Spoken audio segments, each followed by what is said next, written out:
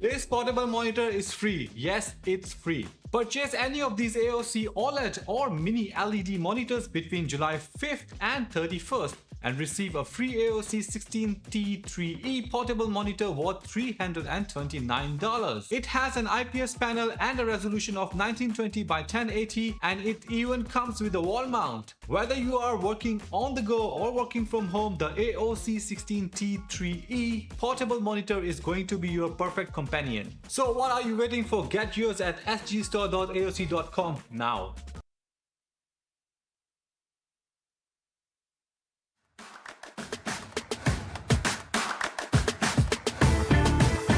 I am an XM collector. I'm Jem Mint, and I am an XM Studios collector. I am an XM collector. I am an XM collector. If you want the best, it's gotta be XM. I am an XM collector. I am an XM collector. I'm an XM collector.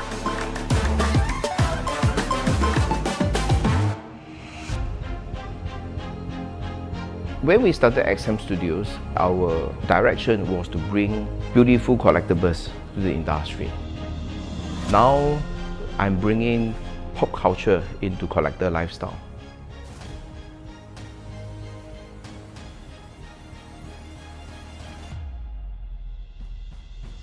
We are actually bringing a piece of memory to the collectors.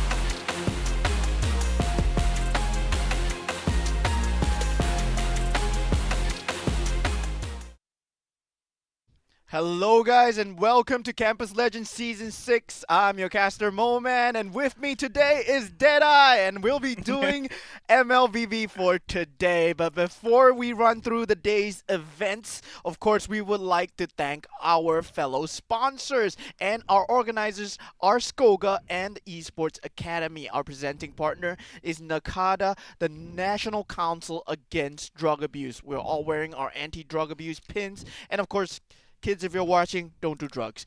And our academic partners, ITE College Central and Republic Polytechnic, our program partner, where we'll be holding our lovely live event, will be at Scape, our broadband partner who's hosting an airdrop, which I'll tell you about it really, really soon. It's My Republic. And our our monitor partner will be Aegon by AOC, sponsoring our lovely prizes, and also there's a promotion going on as well. And our PC partner will be Predator by Acer, the one that I'm using right now to read all these lovely sponsors. And our media partners are DIFY and Emerge, Defy and Emerge. Our supporting partners, Moonton, XM Studios, and TT Racing. XM Studios, of course, with the lovely venue over here. Of course, we are live directly at XM Studios, and this will be the last time that you'll be seeing us at XM Studios, of course. But it's not the last time where it's open. It's always open from Tuesdays to Sundays, right below 11 to 8 p.m., right beside Lavender MRT, all the way on top of Kitchener Complex. So if you're free, do come down. It's not open on Mondays, though. So we do have a lot of lovely handcrafted and hand-painted luxury art pop collectibles over here. So for this week, it's gonna be Wonder Woman. Yeah. Yes. So there's a lot of different models over there as well. So you can see if you're a fan of Mickey Mouse, if you're a fan of Marvel, if you're a fan of anything, you can just come down over here and you can get a custom handmade collectible for yourself. And I was eyeing the Mickey Mouse outside. It was already sold out. 2 of the Mickey Mouses got sold out already, like within the weeks that I was eyeing them. So I don't know who you are, but stop buying my stuff. Finally, we are produced by C2E4. And I did promise you guys a little giveaway, right? But this is actually from My Republic. So thank you for giving us this sponsored airdrop, which is our $3,000 worth of prizes, and it includes a PS5. But this is the only exclusive to My Republic users. So thank you to our official broadband partner, My Republic, with the fastest games download speeds on Steam and real-time monitoring. They are the #1 broadband choice if you are a gamer. Of course, if you want fast gaming, you want a fast network. And My Republic is no better. I mean, it's only the better option for you, right? Of course. Yeah. Wow. So, other than that, I did say next week we are gonna have our live event. So this is the last week that we're at XM Studios. Next week our live event will be at Scape Ground Theater, 3rd to 4th August. Do scan over there to purchase your tickets. It's $4 per packs per day. First 1,000 packs, you do get 300 diamonds. And of course, you're entitled to a giveaway as well. All the giveaway prizes are on our socials. So you can go to Instagram, you can look for a Campus Legends, and you can see what the prizes we are giving away. See whether it's worth it. Come on. It's actually $4. Yeah, $4, it's man. only $4 to watch some games, to get some diamonds, and potentially win some prizes. Of course, I'm looking forward for that one. And of course, we are in the start of the playoffs here, Moment. And Yeah. speaking of which, from the online setting, we are going into the LAN and looking forward for this one at Scape Ground Theater, as you have mentioned about this one. And here comes our bracket, Moment. I'm looking forward for this one. The top 8 from all our groups from A to B. Yeah, so ITE College Central going against SUTD, but the game that we will be watching very closely is the second one, ITE College East versus Neon Polytechnic NP. So, I mean, both teams, they have performed steadily in their respective groups, but this is the first time that they're meeting each other outside of the groups. And, of course, we have SIM, NUS, TP, and SP all the way below as well. So, these are the teams that will be playing in the playoffs. Fret not, if they lose here, they're still the losers bracket, but of course you're still not safe there. You will have to fight the fellow loser of the other groups. Yeah, that's true, man. That's the beauty of this bracket. Still, it is going to be a double eliminations format here. But as you have mentioned, of course, once you are in the losers bracket, it's going to be a do or die situation already. But then again, all of the matches still is going to be a best of 3 series. And I'm looking forward, as you have mentioned, of course, the second game, IT College East versus Neon Polytechnic. Yeah, so best of 3, and of course, they're not just fighting for glory here. They're fighting for prizes. They're fighting for cash prizes. They're fighting for sponsorships. They're fighting for Aegon by AOC monitors, right?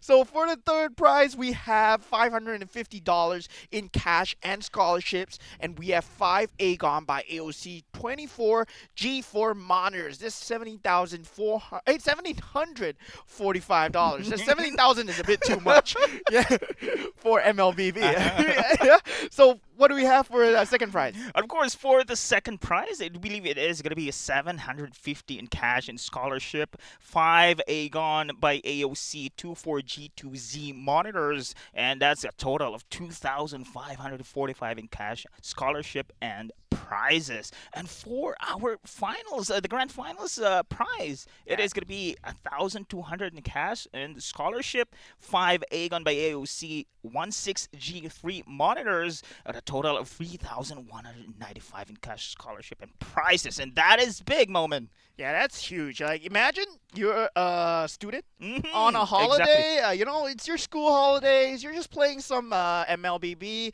You're just playing some Valorant. You're playing some Street Fighter. And then afterwards, you get all these prizes just because you're good.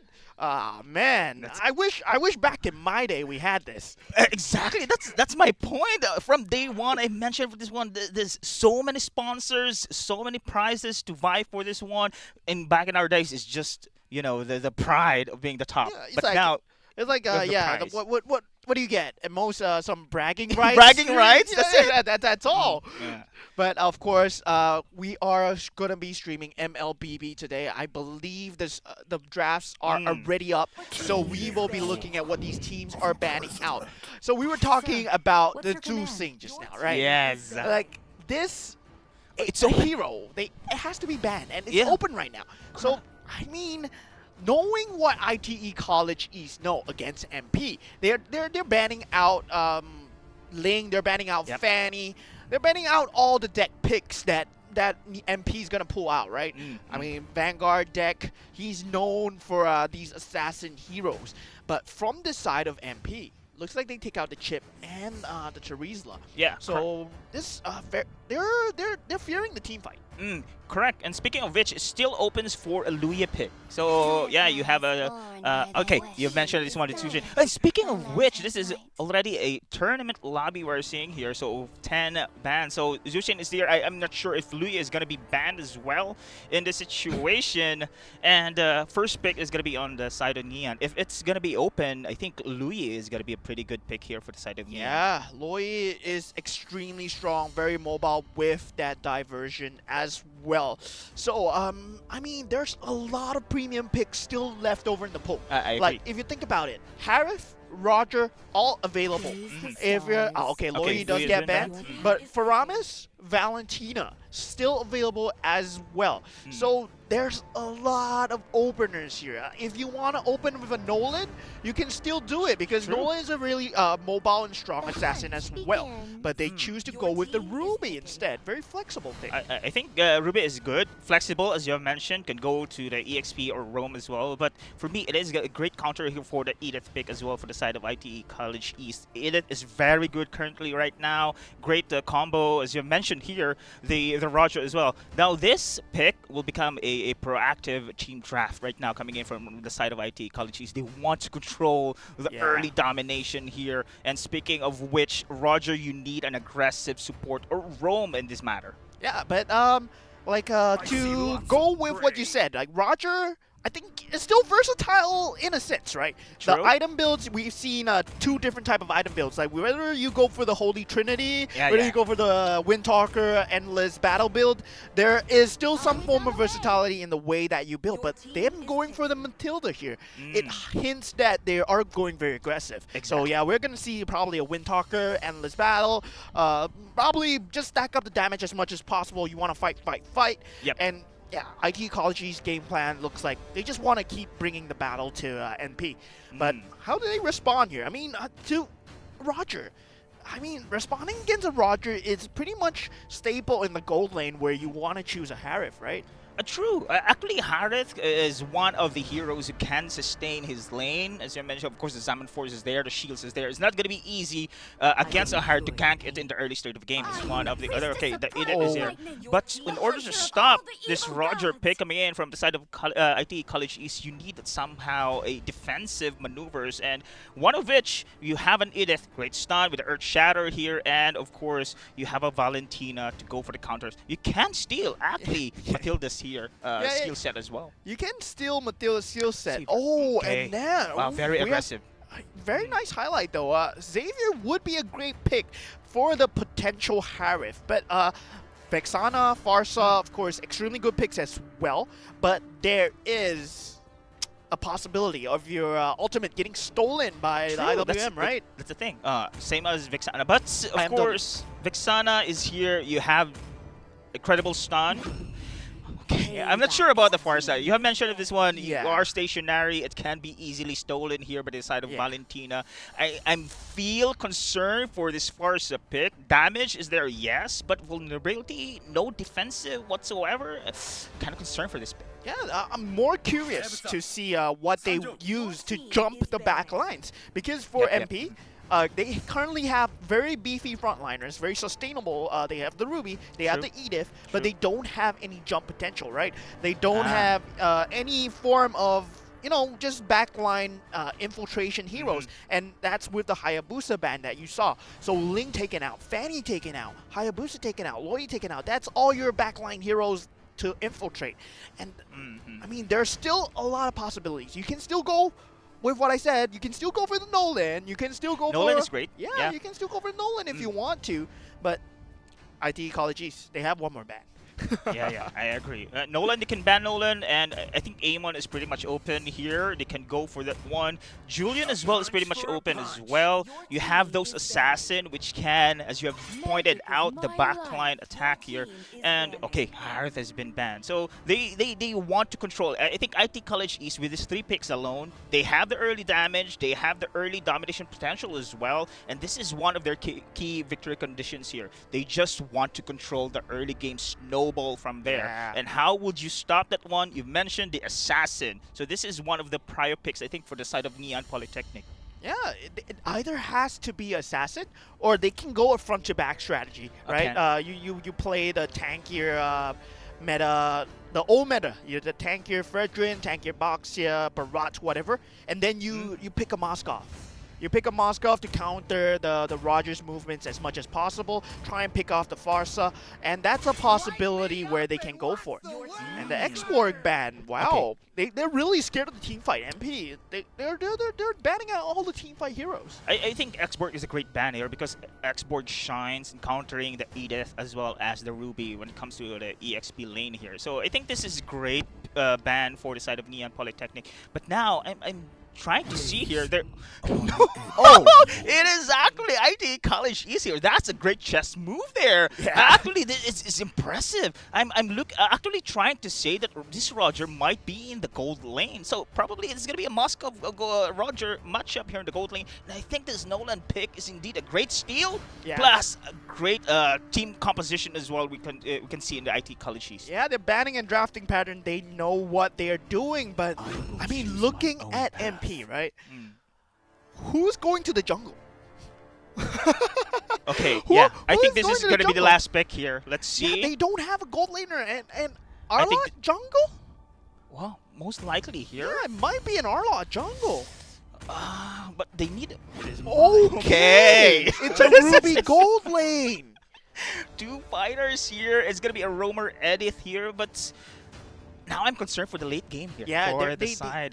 they are lacking a bit of late game. I mean, Lancelot, very good at jumping in. In terms of late game status, you need a lot of farm on the Lancelot as well. True. Ruby will be able to fight as well. So they potentially have to scale the Edith. So the Edith has to be on the EXP lane. Yeah, so yeah, I can see the game plan. Their team fight is still very strong with a pick-off potential from the final slash, and I'm offended. They can't pick apart team members before the fight even starts. So there's a lot of disrupt over there. So it's still a very viable team, like relying on Edith for the late game damage. But for IT College East, it's just much easier to execute in terms of draft, right?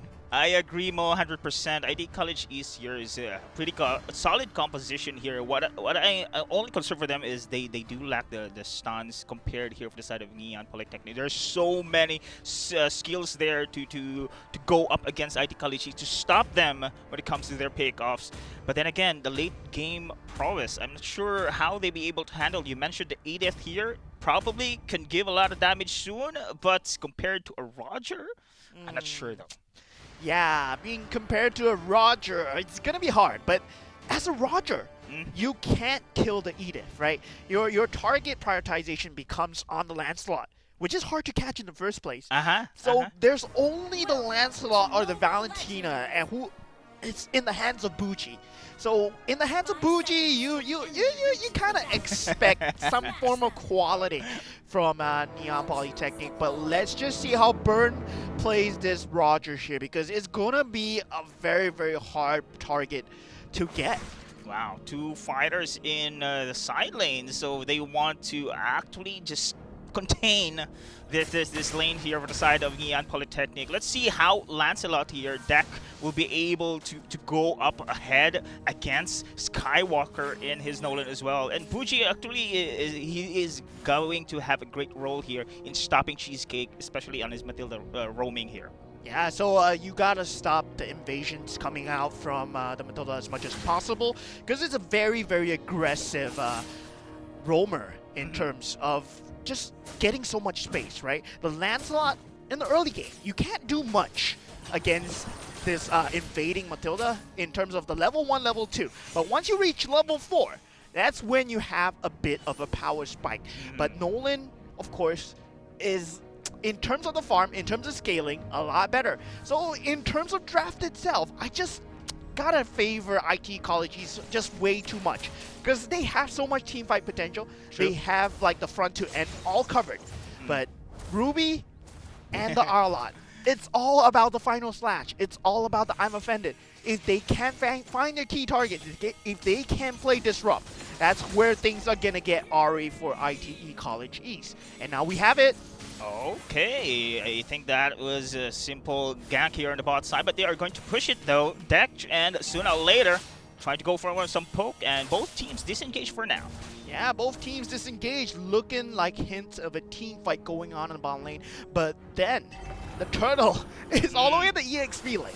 So, I mean, why would you want to fight there as much as possible? And Deck just dealing that amount of damage, it's just not a good look for the Nolan. But look at the final slash. Wow, beautiful final slash here. The flickers are in, a flicker in as well. That's going to be a double in the early stages of the game for the side of Neon Polytechnic. Wow. Bougie! Oh my lord! And now the follow-up kill on the Cheesecake? No. Oh man, that's almost, man. This aggressiveness coming in from Neon Polytechnic, and I thought that this is going to be ITE College East going to dictate the tempo here, but this is still going to be an invasion. That's going to be feathered airstrike backlines as well. Deck tried to back away, and Zaifu and the rest of the gang try to hold their ground. Hoki backs away, Bleeding Love as well.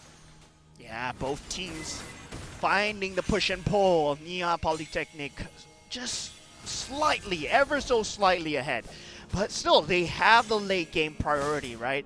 But Neon Polytechnic, they have a slight hope of a chance in the terms of Deck. Having that Lancelot gives you so much late game jump potential, and now looks like Matilda in a bit of trouble. Circling Eagle. Oh, the damage! Cheesecake and College East here just trying to control the early stage of the game, and this is what you want from this team composition. Yeah, that snowball coming in very strong from the Nolan, from the Feather Airstrike that is behind. And with the Blade of Heptaseas already packaged, two side for you did get final slash in, but not going to be in a lot of trouble. He has that Bravest Warrior after all. Yeah, this is one of the strengths of the Lapu-Lapu. He has this second life with the shields there, can also have a great prolonged team fight against an Arlot as well. I think this is a great pick, last pick for the side of IT College East. Now, I think we have seen the aggressiveness coming in from the side of IT College East. They must do this frequently here if they want to control the game. Yeah, they have to frequently stop the Lancelot from farming as much as possible,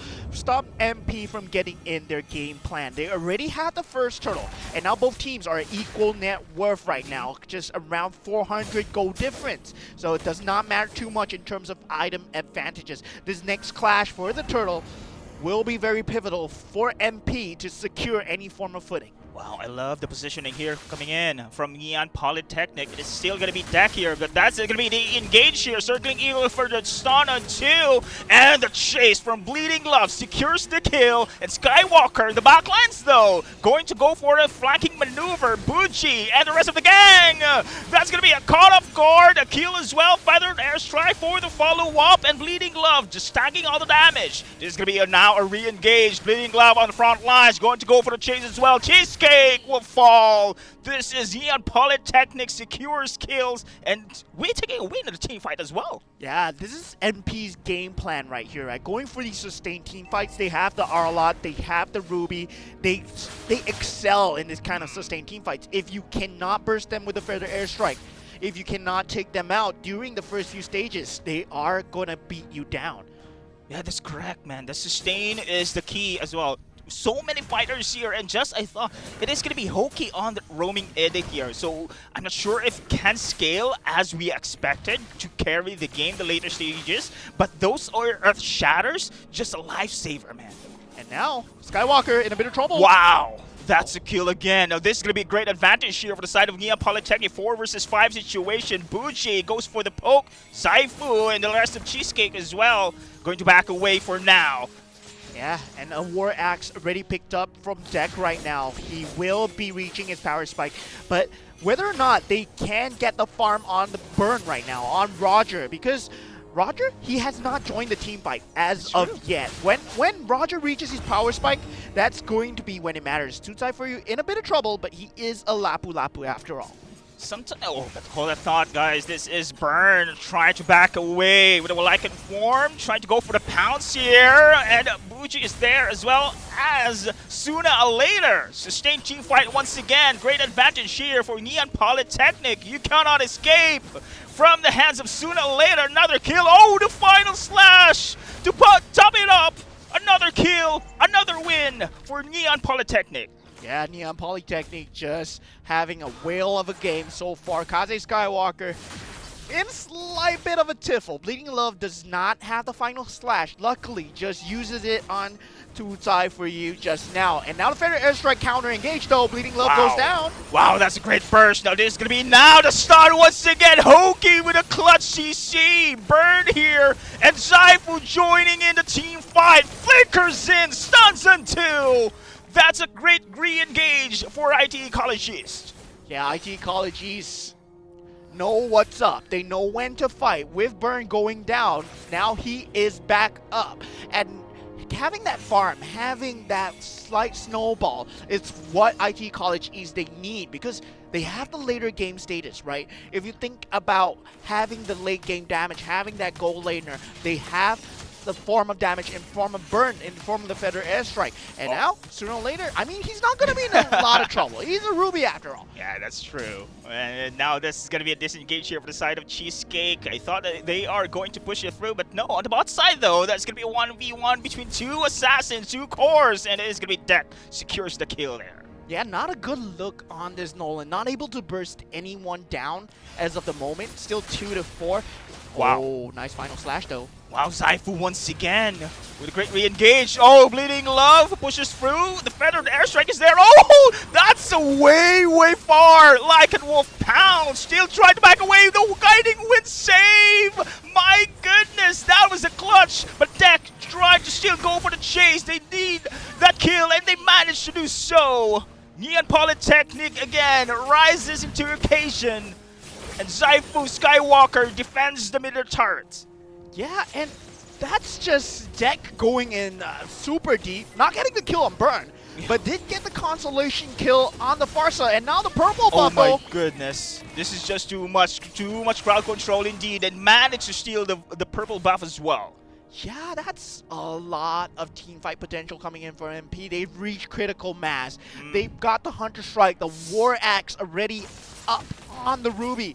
With the similar equipment on deck as well, they want to keep fighting again and again. IT College East, they have to play the macro game. They have to play, if they overextend. And finding Deck is extremely key. Finding sooner or later, bursting him down is going to be extremely key. Bleeding Love and Buji, they are not a problem for now. Man, how this is somehow I do not like a gold lane Roger compared to a jungler Roger here, because it's kind of slow paced, if you can see here. But Burn is too much aggressive in that situation here. They don't want the kind of team fights to be against their favor, while the Lord is now pushing through here in the middle lane. Let's see if IT College East managed to defend. Skywalker caught off guard. He falls down. Yeah, and Kaze Skywalker, he's not having a great game at all. Oh no. Getting caught again and again. 2-6 on a Nolan. That's not what you want to see. Being Love trying to attack damage as well. Circling Eel has been used already. Now this is going to be outer turrets being decimated here for Neon Polytechnic. They're going to push through. Inhibitor turret exposed. Deck on the bot line. Lane rather. And it is going to be Burn and the rest here. IT College East trying to defend. Yeah, MP, they have a chokehold on this game right now. Now having a 5k lead, close to 6k already. Wow. It's just not going to be a very easy for IT College East to find the farm that they need, but they do still have the team fight in them. Wow, Nolan, he's the key. I think they need those skills as well. But look at the damage already here being given away with the side of IT College East. They can actually have this damage, but together in a team fight, too much crowd control already. Pucci! Oh, with the Feather Strike, Zaifu managed to escape. Just a sliver of health there. Yeah, so little, so late. And now final slash, not able to catch anybody. Both teams just exchanging glances for now. IT College East, they can still punish what MP's greedy lineup is, because the Edith does not have enough farm to withstand the poke that's coming out from IT College East. They just have to poke the Edith down as much as possible, but they cannot engage. Wow! I didn't expect that one deck having those damage. Oh, look at the damage indeed! But then he has been shot down. Coming in from Burn. 2 players are down here on the side of IT College East, but still the pressure is against them. Yeah, still 11 minutes in. They want to get an inhibitor turret. They want to end the game. Now, Neon Polytechnic know that time is not on their side here. Zaifu being caught again. Too much crowd control. Seals managed to go back away. And this is it. IT College East, if they be able to stop Zaifu and his initiation, it's going to be game over here for IT College East. Yeah, it's if Wow. they can keep this up. I mean, time is on their side, right? IT College East. They just have to stall it out. They have the Farsa. They have the longer range utility. It doesn't matter if Kaze Skywalker falls again and again. He is a Nolan after all. He's just going in for the picks as much as possible. As long as Burn and Farsa are alive, you can just keep going and going. Yeah, I agree with you. The late game is potential damage is still there. Farce, Burn, and yeah, unfortunately for Skywalker, man. Nolan's job is indeed to control the early stage game. Unfortunately, he's been shot out time and time again. But now his job here is actually just to have this flanking maneuver, just to destroy just the to formation. Find Buji, just to find Buji. If you can find Buji, or if you can burst down Buji, it's going to be a great game for IT College East. But now it's an enhanced Lord, IT College East, setting up a little trap of sorts. This is really an interesting formation coming in from both teams here, but it's still going to be Neon Polytechnic having that advantage. This is a Luminous Lord we are seeing here. Oh, Cheesecake tried to back away with the guiding wind. Oh, Feathered Airstrike being popped. Oh, this is what you want. The flanking maneuver coming from a Skywalker, but 2 inhibitors gone already. Hoki tried to chase Skywalker here with the Earth Shatter, while the rest of the gang here trying to stall the Lord as well. Skywalker falls. Here comes Hoki with the ultimate. Oh, the final slash combo. And that is going to be the game. Yeah, just a little bit too late coming out from IT College East. They could not find the farm needed. And with the Lord already marching down, there is just no way for them. I'm surprised that Burn did not go for the Wind of Nature earlier, because the only magic damage that was coming out was in the form of Valentina. Like, just skip the Sky Piercer, right? Just go for the Wind of Nature. You can jump in so unabated. You don't need to care about the landslide anymore. Ruby is physical damage. Arla is physical damage. You can jump in as you will. Wow. And it was just not a good call coming out from the side of ITE College East. Wow, as much as you are surprised, Mo, I'm also surprised that this team composition coming in from Neon Polytechnic did not really pull through here. So, I mean, the other side. And sooner or later, with a Ruby, Arlet here, all fighters as well, they managed to win this game. This is impressive, man. Yeah, it's due to the impressive maneuvering of Buji, I have to say, because Buji was pivotal in this team fight so many times, stealing the bravest warrior from Lapu Lapu multiple times instead of prioritizing the feather airstrike. You know, that's what a normal Valentina player would do, but he uses the mobility of that Lapu Lapu to enhance his own, because you have a dash, you have another wall charge. No, not wall charge. Bravest warrior. Then, on top of that.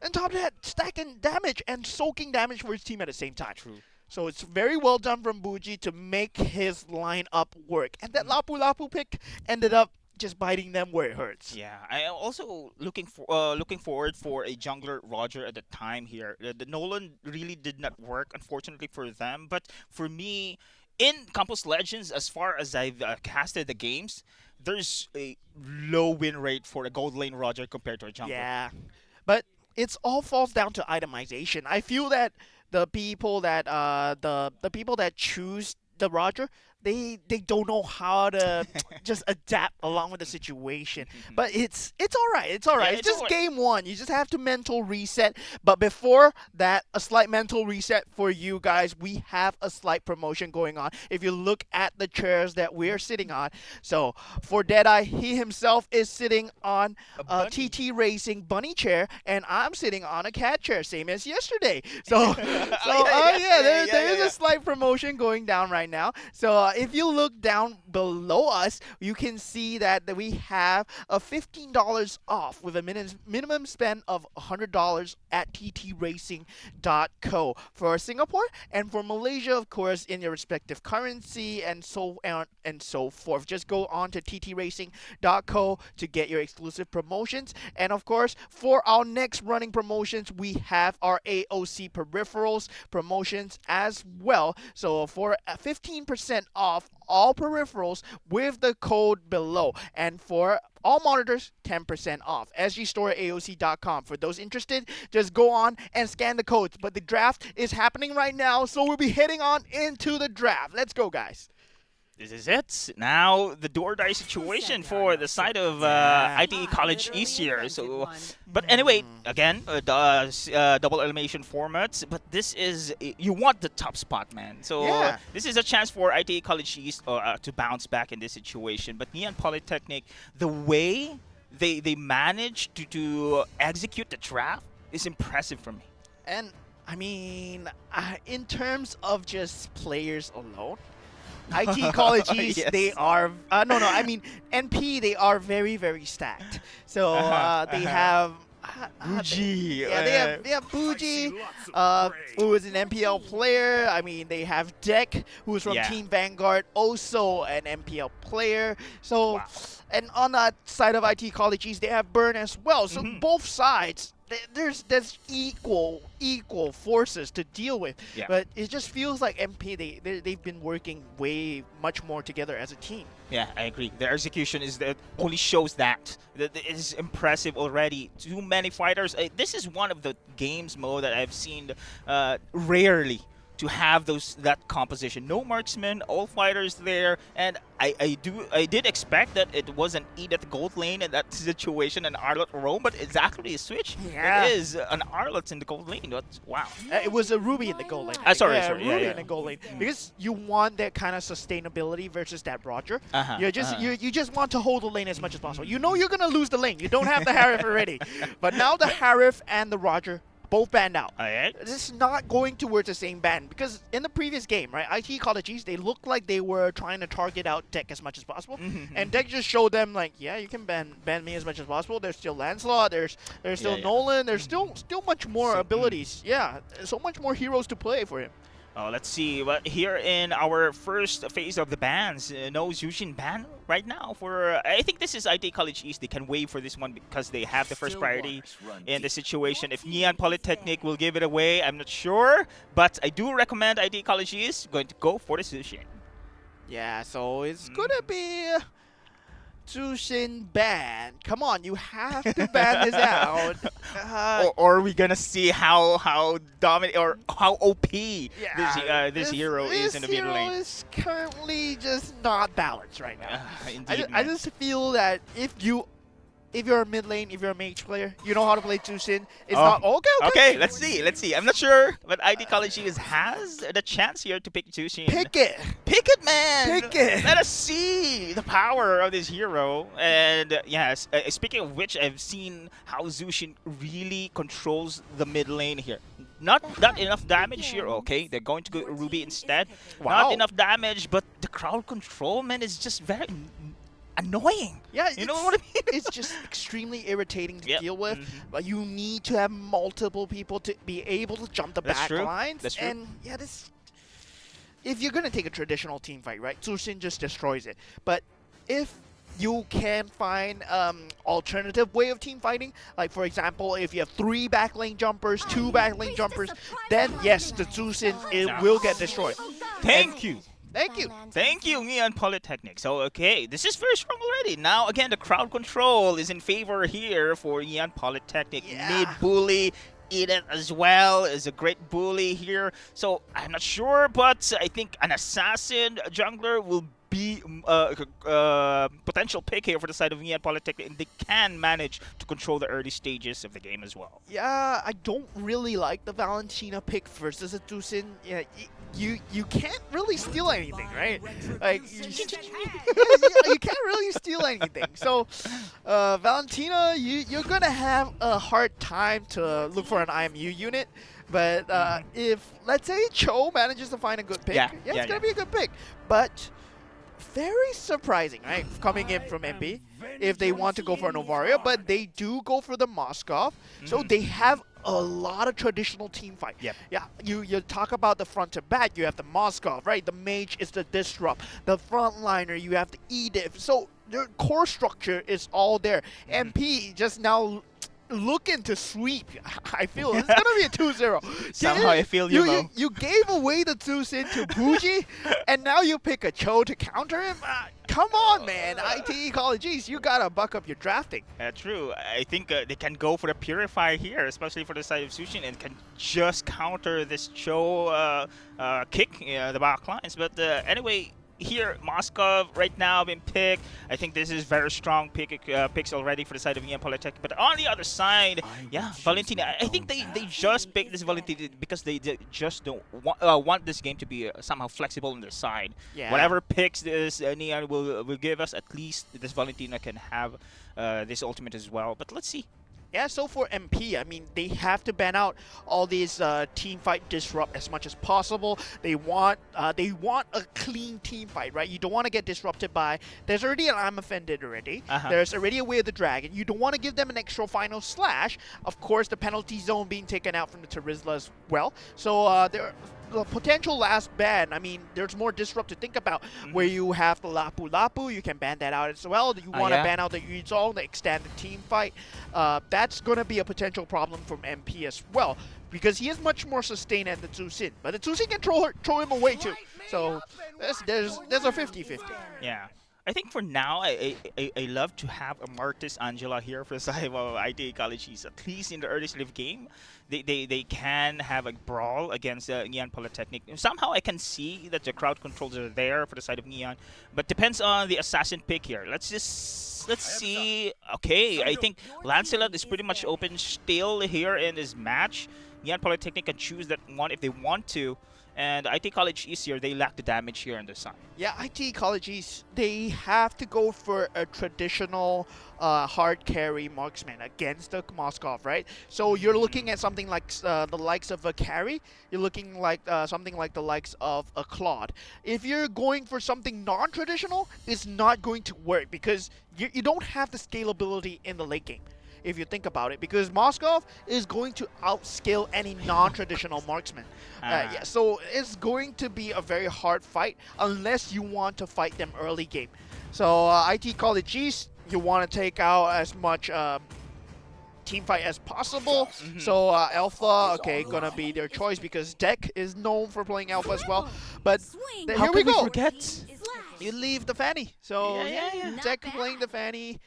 Yeah, IT College East, you're in for a conundrum, man. Yeah, no questions asked. I have mentioned it before. They just needed Assassin here. Is very strong already for the side of Nyan Polytechnic. But on the other side, the only crowd control you can rely actually on a single target is this Cho. But you have so many targets. Is it Zuchin? Is it Fanny? I'm not sure, man.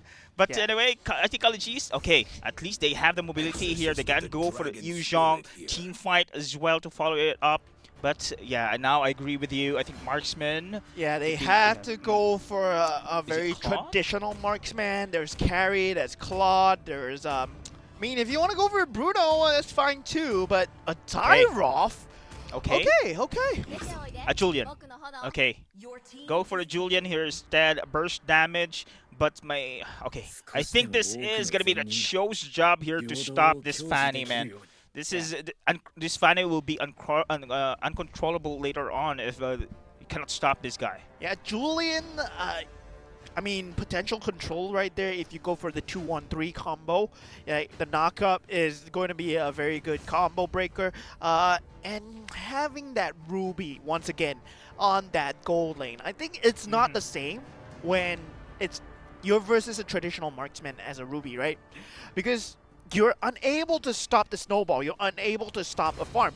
When you pick a Ruby against a Roger, there is a mechanic for it because you want to just prioritize the team fight. But there's no way you can prioritize a team fight versus this lineup where you have a Two-Sing, you have a Take-Grill now, and a Fanny that's going to come in. Spirit Destruction is going to come in. On paper, MP just looks so poised to win right now. And no Purified Battle spells here being secured by the side of IT College East. They really want to do this one. Flickers only? Well, good luck. Because Stigreal here with the perfect implosion could really wreak havoc here, to be honest. IT College, I hope you can prove me wrong. Yeah, but it just prove us. I agree with you, Mo, but prove us. Oh my lord, I am so scared for their lineup right now. If this was my ranked lineup, I would just press surrender the moment it was available, man. It's so scary. It is. Plus, I think this is a beautiful last pick here for the side of EM Polytechnic. But then again, here we go, Mo. The second game, a do or die. But no, sorry, the loser will go to the lower bracket. But still, it is one game away for the side of EM Polytechnic to go push their bracket into the next stage. And here we have it. It begins. The Two-Sing bully out on the mid lane. It's not going to be a good look, right? You can play this show as much as you want. See? Okay, that's gonna be now. Oh, a great combo between these two. Now the flicker's been used already in the early start of the game, but you cannot escape with Bucci the bully. Goes so for the first blood. Where's your flicker now, bro? That's the thing. Oh my god, this Two-Sing. It's gonna be uninvited, and on top of that, you have to take roll for the extra pushback. You as a Valentina, what can you do, right? What can you do? Just oh my goodness, this is just too much bullying here coming in from Buji and Hoki as well. Still, we are going to see the same thing, but now Skywalker is joining the fray, plus Deck as well. The 3 versus 3 here in the river, and they still managed to get Little Wanderer as well. Wow. Yeah, so I mean, they just have to rinse and repeat. Just do it again and again. And Buji is going to have a great time. I mean, Flicker already used from the side of Buji. That's great. From the side of IT College East, they can potentially jump in with the Julian, but they have to catch Hoki unaware. Oh my. And a while ago, you mentioned, of course, the matchup on the bot side, right? The Ruby against the Moscow compared to a Roger. Roger also bounced in, so that's why having a Ruby on the goal lane against a Roger has its advantage. But against a Moscow, you want that range there. But hold on, thought there's going to be Deck here just swinging away, trying to go for the target here. But look at the damage, man. Yeah, that's just gonna give Two-Sing a free level 4. Because at this 2-minute mark, you see the mages, they want to get the level 4 before the turtle fight as much as possible. And now with that, I mean, Two-Sing get the free level 4, but Julian has already started the turtle though. Wow, okay. That's impressive, actually, macro play from the side of IT College East. Despite, of course, the bullying in the early slave game, they still managed to get the first neutral objective in the game. But look at Burn. He's the target now. That's going to be sooner or later. Trying to go for the pokes. Goes back away. Deck. Oh, again. Look at the Wishing Lantern here. The escape. Oh, the stun on everything. But not enough damage here for the side of IT College East. Bucci still continues to bully this game. Flickers out. There's the combo. The counter attack here for IT College East. And Cheesecake out of position. He will fall. Yeah, I mean, Buji is just going to have a great time. Indeed, man. He's just going to have a great time. Yeah. Just getting that free butterflies and then free throwbacks. Just look at this. It's just disgusting to watch. It is. It is, man. Plus the passive of a Jushin, just that mana region, is just infinite bullying we're seeing here coming in from this hero. Yeah, there's no way you as a Cho, with 120 seconds cooldown on your flicker, you're gonna catch Buji like multiple times. There's no way. Because Buji, you have to think about it. He has a flicker as well. But let's just not focus on Buji at the moment. Let's think about like the overall state of the game. Like, what does IT College have to do to win? They have They need a lot of like miracle scenarios, right? They need a perfect jump in from the Yutong. They need a perfect petrify from the Yutong. They need Kaze Skywalker to hit 5 on his ultimate, and yeah, that's essentially the way that they can win. And without the purify, Exactly, man. there's the implosion to worry about. Yes. There's Fuji to worry about. Oh my lord, I don't see a way IT College East can win. Exactly, that's how I highly recommend the side here of IT College East. But hold the thought here, Burn again. He's been caught off guard. 3 versus 1. What can you do? Too much damage, too much team fight, too much crowd control as well. Neon Polytechnic now secures this turtle in the game, and I'm not sure if IT College East will going to push this one through. Yeah, I feel that this turtle fight, you don't want to fight this, especially if Buji is around with the implosion.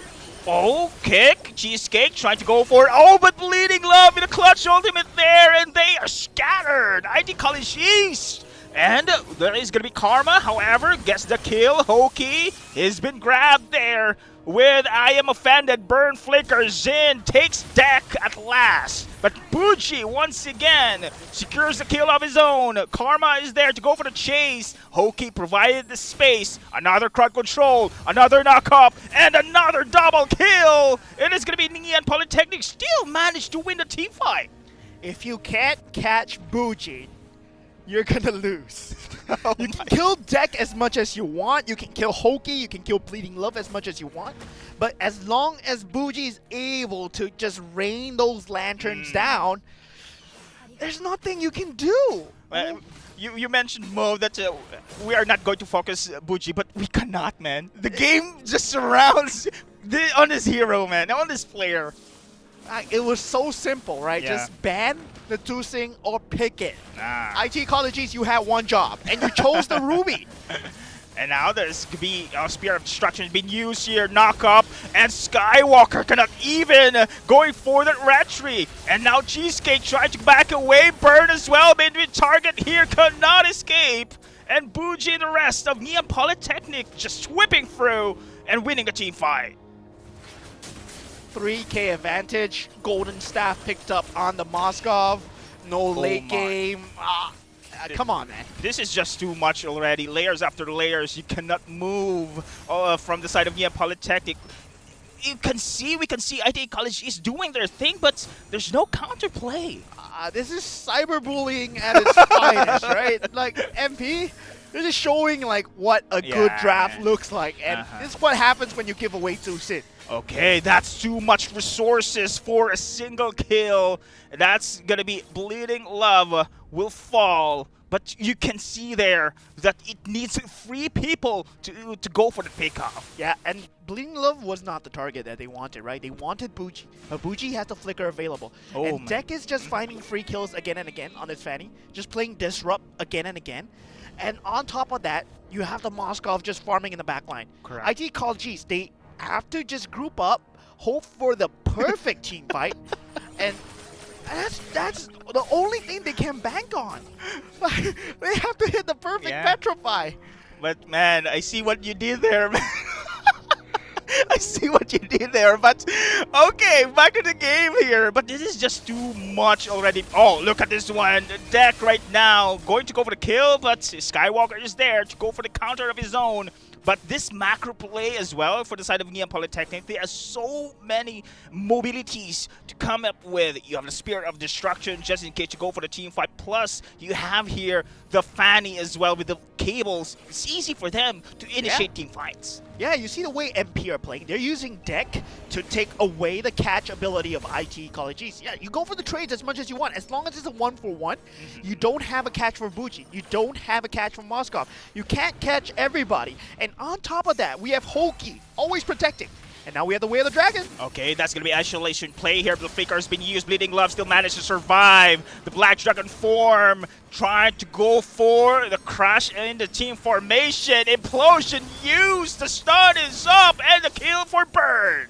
And now Zaifu cannot escape. He will fall as well. Neon Polytechnic once again having this victory on the team fight. Yeah, if you're going to kick the Edith into your team, you better be prepared, right? You better be prepared, because Yeah, even if you, at this point, if you kick Buji into your team, the rest of the team are able to follow up. The Spirit Destruction will be there. There is a Tigreal, and you don't have any single Purify for him. Oh my lord. Oh, Cheesecake? Okay. Here's a show. Still managed to go back away. But then again, Hoki is also a threat. Not only Buji, Hoki with the Implosion, with the Flicker. Again, man, a single Purify battle spell can really change the game here for the side of IT College East. Unfortunately, none of them managed to prioritize the battle spell. Yeah, and what MP are doing right is they're baiting out so much utility. They're baiting out so much ultimates and skills from IT colleges again and again. They don't just blindly rush into a team fight. They make sure that their flickers, their ultimates are expended first. Then they go in with Buji. Because Buji is never the first point of contact, right? Yeah. It's always Deck trying to find something else on the cross-map place, sooner or later on the cross-map place as well. And if Buji is going in, you see, Hoki and Bleeding Love, they're like the two bodyguards that's behind him. Like, permanently, like, yeah, don't touch my woman. That's true, man. The positioning here, the formation coming in from Nyan Polytechnic, these guys know how to play. These guys play to win, rather, here in the situation. Now, look at the macro plays as well. We've seen the push on the top side from the side of Deck. And Deck, once again, you've mentioned, of course, they're forcing this battle spell with this Deck nuisance game. Oh, I am offended there. Bleeding Love with a kick as well under the turret, but still managed to go back away with the flicker. The save of his own. The implosion, the combo. Nyan Polytechnic wreaks havoc once again. A beautiful display of Team 5. Yeah, I'm offended. Way of the Dragon, gone. Used on Bleeding Love. So once you use on Bleeding Love, what the rest of the team does? There's no more catch. Let's go in. All in, indeed. Too much resources have been mentioned, but look at Cheesecake. He wants to be aggressive. He wants to force this team fight. But then again, it's not enough there. First inhibitor tart gone already for the side of IT College East. This is already a big win when it comes to macro plays for Nyan Polytechnic. Yeah, and IT College East, I mean, there has to be something, right? Picking the Cho for Cheesecake, and now, oh my! Look at the reflexes! Still managed to go back away. Hoki! Implosion! A beautiful counterplay! Nyan Polytechnic cleans up the battlefield. Cheesecake gone, a team wipe! And this is it, Mo. This is going to be the end of the game. Yeah, congratulations to Nyan Polytechnic for making it further. I mean, I can see why they're the best. They're one of the best in their groups, right? But definitely very interesting, like, choices to not ban out the Tusing. Not ban out the Tusing. Give the Tusing to Buji. I mean, mistake number one, giving the Tusing away. Mistake number two, you're not drafting to win here. I mean, why did you prioritize the Ruby? I don't understand this. I don't understand. And mistake number 3, no Purify battle spell, man. Oh my goodness. Unfortunately for ITCE, this is just a dominating fashion coming in from the side of NP. This team is just on a different level here. Yeah, they're showing why they're one of the top few contenders here, and I'm very curious to see how they stack up against IT College Central, right? IT College Central will be playing in the other brackets as well. So IT College Central against IT College East, they had a great time as well. True. But MP, IT College Central, from different groups. So it's going to be pretty much a bloodbath. Yeah, I'm looking forward for that, Mo. I'm hoping, I'm wishing from Sushin that they give us this bracket later on. It's impressive already. I'm seeing right now that the side of NP is one of the top contenders that can actually be in the finals. Yeah, so I'm pretty sure MP lost to SP, right? So SP, I'm also curious how they're doing in the other brackets as well. But of course, before that, we will be heading towards a short break before we stream the next series of games. But before that, of course, wait a while. We have tickets available for our next week's events. So 3rd to 4th August, the live event will be happening at Skate Ground Theater. So, of course, $4 per packs per day. Scan the QR code to purchase. And on Saturday, you'll be watching Valorant. So you want to find teams, you want to support your alumni. I mean, you are an alumni yourself. You want to support the rest of your teams. You do come down. First 1,000 people, I think you get free 300 diamonds. Yeah. Then, of course, you do get, what's that called? A chance at a Chance- lucky yeah, draw. lucky draw, yeah. Lucky draw. And on Sunday, you'll be watching MLBB. So you will be fighting, you'll be seeing the likes of MP, you'll be seeing the likes of SP on the main stage. Of course, provided they make it to the top 4. Of course. This is going to be a different level, of course. Now it's a LAN event. Different from an online LAN event, there's a hype as well when it comes to audience, man. So it's a different thing. Looking forward for that one. Yeah, come for the atmosphere, come for the prizes, come for whatever. Support your team, support the community, and we'll see you guys there next week. But before that, we're heading for a short break. Goodbye, guys. Hi, I'm Rishi. I'm an actor. In 2022, I played the role of a drug dealer in a short film. I've now been invited to speak with people whose lives have been impacted by drugs in one way or another, to find out if there is indeed truth behind the stories of drug abuse from first-hand accounts, and perhaps get some insight on how to deal with the issue of drug abuse if someone close to me is affected. I'm meeting Vic, a counselor at IMH who specializes in addiction. Afika, who's taking care of her nieces and nephew almost like a foster mom because her sister's still in recovery. And Ryan, who had to be there during his friend's struggle with drug addiction. Hello. Hi. So how are you, Rishi? Hi, Rishi. This is Vic. Good to meet you. Nice to meet you. This is a lovely house. Thank you. The Institute of Mental Health is nearby. Oh, that's where you are at IMH. Yes, okay. IMH at the addiction department. I've been there about 21 years. I spoke to a couple of guys. Their relationship or with their family was not fantastic. So I guess, like, do you think that is often like one of the biggest things that plays a part? Yeah, I mean, a lot of times, I mean, many of them who do use drugs, some of them use substances as a way to cope with their difficulties. They don't deal with problems a healthy way. So some of these youths are at higher risk than others of developing problems with their substance use. They will have a tendency to gravitate towards people or things that are not so good. This whole thing about addiction is always a progressive thing. It doesn't just happen like that. So it can have a big negative impact. Sometimes some family members isolate themselves from the rest of the people they're supposed to connect to, because if they find out their loved ones has addiction problem, they don't want people to know. You know, there's this Asian saying, don't wave your dirty laundry outside.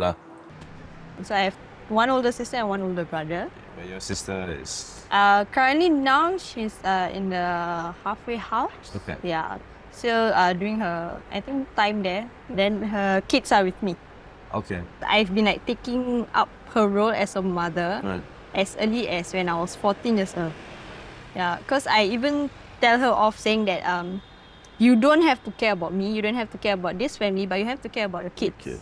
For my parents, actually they are disappointed, but then I can say they see it coming. My older sister is actually an adopted child to my family. Her mom was in prison for drug abuse when she was a child. So it's like I would say a loop of generation that passed down. If there's anything, any problems, then parents need to build that relationship with their kids. You know, if there's a problem, please come and tell us. We'll try to do anything we can to protect you. And of course, some kids may walk away, some kids may be assertive, others may not. The best thing I always say is teaching the parents how to engage their kids better. Right. Yeah, looking out for signs that could be problems. You know, your kid is disengaging from the family, they're disappearing from home, you know, coming back late, you see a change in their moods. You know, these are little indicators that may be problems. I've known Isaac since I was 14, so about 12 years. You guys met in secondary school, is it? Yeah. When we were in poly, he wasn't really like a druggie. Okay. But like after, when we were in NS, we got talk about it, like, hey, you got tried this before. But like, I've never tried it. So like, yeah, then he was like, say he want to try it. Okay. So one fine day, his mom called me. Police come to the house and knocked the door a few times already, but he wasn't at home. Like, I just told her like, actually, Isaac has been like taking drugs. And then the mom cried. And then after that, police came again, then brought him out. So after that, like, the mom actually wanted to like give up on him and all. But then I told the mom like, you can't give up on your son right now. And then the mom was like, you should have told me earlier. Then we can find a way to help him. You know, just have that talk with them. I'm not sure whether the friend will listen, but in some cases they do. Okay. You know, they say, look, we are here for you. You know, you may be going through, you may not fully understand what you may be going through, but, you know, we are here. We're trying our best to see what we can do to help you. You're our friend and we care for you. I'm going to separate the person and the drugs. I don't like your relationship with the drugs. And, you know, I want you to get help. Yeah. And even then, like I said, kids are kids. They're going to make mistakes. But, you know, it's how to, we try to engage them as early as we can before they make bad mistakes. He told me that he promised that he really wouldn't touch these drugs anymore. He woke up because he saw his mom, how bad the mom cried for him. Yeah. So I'm like, then what's your plan for moving forward? Yeah.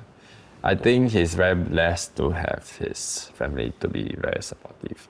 I also told him that, you know, if you have any triggers or what, you just call me or your mom, like we can just drag you away or something. Like you just call us so that we can be there for you and then we can distract you with something else. Like maybe watch a movie or something so that you don't go and think about all these things. And family shouldn't blame themselves, whatever happens to their loved one. Their loved one got into that problem, but it definitely affects them. And so family also need therapy, and we try to encourage them to seek some kind of help. And I don't want to say that we look at relapse as a failure on their part. It's always a learning opportunity to, if you make mistakes, try to learn from it and see what you can do to strengthen your plans and move forward. And reach out to people who want to help you. Because we can't do this alone. I mean, even we have a counselor, a doctor, or any other addiction professionals, you know, we can't do it alone. We also need that person to connect with us and work together with them for them to get better. She's a very smart person. Like, it's Yes. just that she's stupid when it comes to life decision. So first time maybe like fall back or maybe like, you know, a wrong decision making. Then if it's the second, maybe it's a relapse. Yeah. Then it's third time or more, it's just your stupid choice. Okay. Because third time is, you know the harm to it and yet you are doing it. So the third time is really a choice. To me, the family was broken when she left. Usually, my sister will call the oldest. But then my niece will just reject the call. Yeah, because she already have her mind fixed, I hate my mother. She knows. Yeah, which is the whole situation. Yeah, I told her that you are not supposed to hate your mother. I'm not teaching you to hate your mother. I hate your mother, that's my problem. But you are not supposed to hate your mother. So it will affect everyone. So don't have that mindset that you are not affecting anyone. You may have a downfall why is my life such a big hole of mess? But you don't know what's in the future. The world doesn't revolve around you. You are in it. It's just be out in the lookout. Yeah.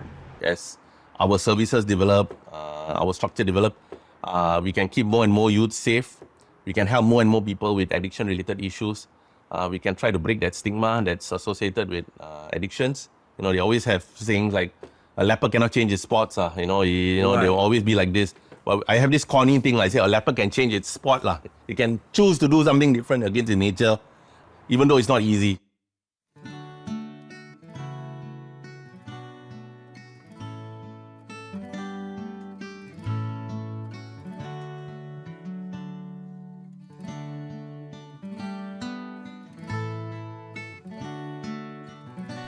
Vic's words stayed with me for a while, especially after meeting Ryan and Africa. I realized we have a place in keeping people close to us safe, and I saw the damage we could do if we stay silent or apathetic.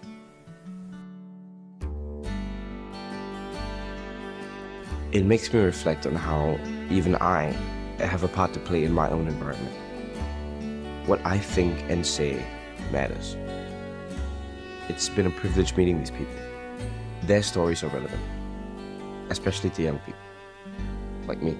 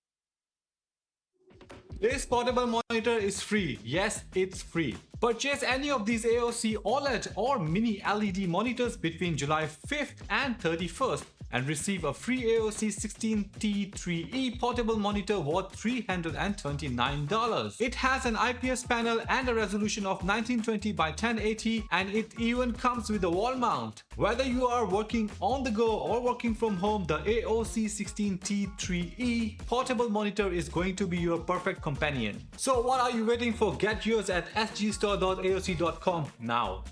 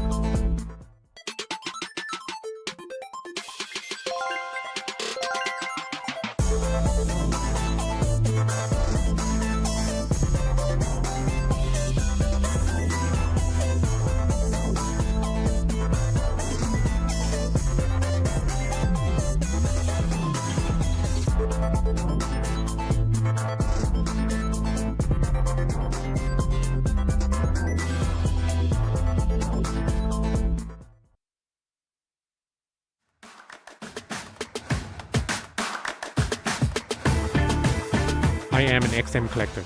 I'm Mint, and I am an XM Studios collector. I am an XM collector. I am an XM collector. If you want the best, it's gotta be XM. I am an XM collector. I am an XM collector. I'm an XM collector.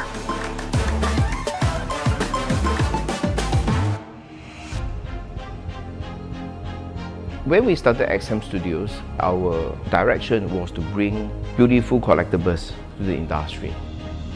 Now, I'm bringing pop culture into collector lifestyle.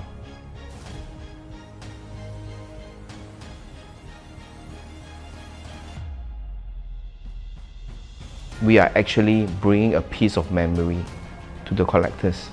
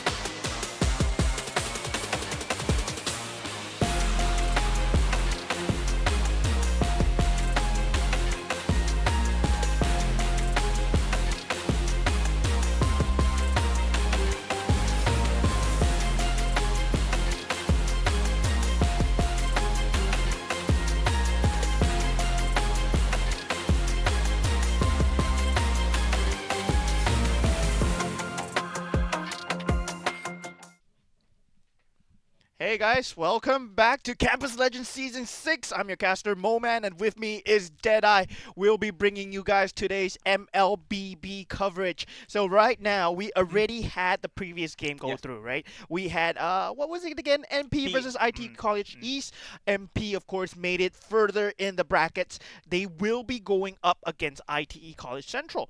So ITE College Central. The defending champions. Yeah, they were the top of their group as well. True. So MP, they have a star showcase already, but IT College Central, they're extremely stacked in terms of team members. Indeed, and we have talked about this off cam here. This is a possible grand finals match we're seeing here. This is gonna be an action pack for sure, Mo. It's a possible grand finals match. So of course, if you guys are interested in watching our grand finals, I believe these two teams will be coming as well.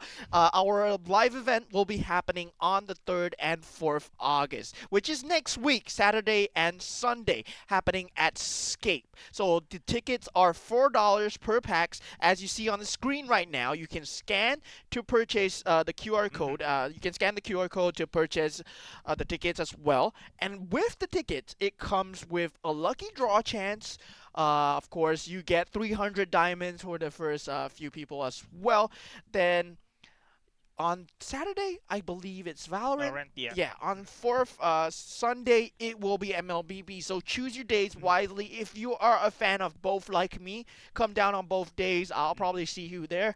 Then, of course, say hi to us as well. Say hi to your teams as well. If you are an alumnus of your school, if you want to support these players, of course, most of the pro players, they start their journey here at Campus Legends, right? Yeah, exactly. This is one of the beauty, of course, of Campus Legends, as highlighted way back. It's one of the opportunities to see, of course, local talents as well. And we've seen this uprising talents go up against pro players, and this is a great stepping stone as well if they want to reach the top.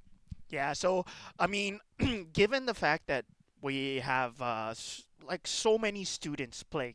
You get to see the top of the top. You get to play against them. Yep. Yeah, that's a lot of experience coming in, right? So while you try and win some prizes, you get a lot of friends along the way. You know, it's not about it's a community as well. It's about the journey too. So about the community, do come down for the event if you can. Of course, it's at town. It's at Scape, and you get to win some lucky draw prizes. I believe this year's lucky draw is not too bad as well. I heard there's a monitor in the mix.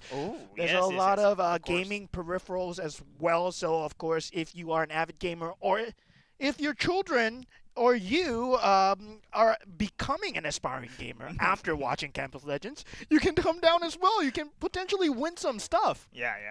Out of the topic, Mo, I just remember that last time I casted with Choros, we were dubbed as Adobros. Adobros? So, how about Mo and Dead Dead Man? Dead Man. No, not that one. It's very bad. I Mo. Dead Man. It's bad. I Mo. I Mo. I have no idea. Never mind, man. Just stalling this one. Well. When I casted with Kodan, it was easier because Modan and Coldman, but Mo-I and Deadman. Wow. Let's forget about it. Let's forget about it. Let's talk about things that we were giving away to you guys. All right. Like so for you guys as well. My Republic is having an airdrop right now. So so My Republic is having an airdrop. Then there is $3,000 worth of prizes to win. It includes a PS5 as well on bit.ly/MyRepublic airdrop to participate. But of course, it's exclusive for My Republic users. So if you're not a My Republic user, well, sign up. Sign up. Then afterwards, you can get the prizes as well. So, of course, just check out the link below. Do sign up for it as well. If you're an existing My Republic user, of course, you want to ask. You can register multiple times. You can only register once per stream, but you can register for an unlimited number of streams. But sadly, today is the last stream, so today is your last chance to find out. And how will the winners be contacted? Of course, it is via the email that is linked to your MyRepublic account. So when you sign up, make sure you use the email that is linked to the MyRepublic account as well. And do follow their Instagram and Facebook for more updates. And well, it's nearing the end of July, so I heard the winners would be announced at the end of July. I see. So I do believe it's gonna be on the site. I'm not sure, but yeah, this is a clutch registration we are going to see right now, Mo. So PS5 is waiting as well for. Yes. So of course, with your PS5 that you won, there are also gaming peripherals exclusives going on right now by AOC. So AOC have sponsored our lovely prizes as well, but meanwhile there is a slight promotion for all their stuff. So if you're interested in getting one of these monitors, right? This monitor doesn't just work one way; it works two ways as well. So if you want a standing monitor, you can do it like this. Yeah. So you have a standing monitor. I'm blocking your face. So yeah, you have a standing monitor as well. So 15% off on all gaming peripherals and 10% off on all monitors right now. Just go to sgstore.aoc and you can find out more. Yeah, so 15% off for gaming peripherals, 10% off for all monitors as well. And of course, another promotion that we have, it's all down below, sgstore.aoc.com. 15PACL24S6. That's just copy that down. Just copy that down. You never know. You never know when you might need it. Screenshot. Take a picture. So I heard the game is already currently underway. We will see the grand finals materials right now. Yes. So IT College Central versus Neon. This is it, Mo. This is it. I'm looking forward for this match. ITE College Central versus Neon Polytechnic. Now the first pick in the first game. It is going to be ITCC. Game 1 of Campus Legends. I've seen them play 5 assassin lineup. They work it through. This is just insane, man. And now they are here. And this is a battle for the qualifiers in the playoffs. Yeah, so, I mean, whoever wins, they're secured a slot already. True. Yeah, they're secured a slot already. And, yeah, I can tell they're very serious because they banned out Zu Sin, right? So, yeah, both teams, I mean, they're gunning for the win here. There's a lot more at stake than just the slot. They know that this is a test of their power levels against each other. IT College Central versus Neon Polytechnic, long-standing rivalry. Both players, both sides, they've been playing against each other for so long. Like, if you talk about players like Bear, if you talk about players like Bougie, they've been meeting with each other in MPL on different teams multiple times. So it's going to be very interesting to see how they choose to play this. Because I'm pretty sure Chowski, iShow Speed is not there. Now that you mention IT College Central as well. So they're only playing with Bear at this point. Now that you mention it, actually iShow Speed did a great job in the previous matches here, but without him here in the game 1, let's see how this one goes. And I love how you pointed out, Mo, that the rivalry between these two. I think both teams know each other here. Now we know that fact. Now this is going to be put into place as well, a great factor in how they know each other here. But ITE College Central, they have the first priority pick. I think this is going to be Neon Polytechnic going to ban out Luya. I think Luya is out of the question here. I'm not sure if they're going to give it away to ITE College Central because Luya has been a great hero here when it comes to their how they execute the team play. They love to go for the team fights. They love to go for the team fights, but IT College Central, I mean, they are extremely versatile when it comes down to hero choices, right? Yeah, and Neon Polytechnic, I feel that they are equally as versatile, so it's very scary. IT College Central, they will prioritize the Valentina as well. So Valentina, we know that, of course, with your IMU, you can always steal away your ultimate, right? But now, the Harif will be on the board. Okay, okay. These two picks are on the sidelines for sure. Neon Polytechnic here, big secure that one. But do you think, Mo, they picked Valentina too early at this moment here? I think there's so many prior picks at this moment in time. But then again, it shows the flexibility of this hero. But we have so many mage heroes to put up with. But Valentina, no problem. But Savior is gonna be pretty good pick as well here. Yeah. Louis for me. Yeah, as well. Xavier would have been a great pick versus the Harif in terms of zoning him out. But Valentina, of course, with the Terrify, has his own capabilities as well.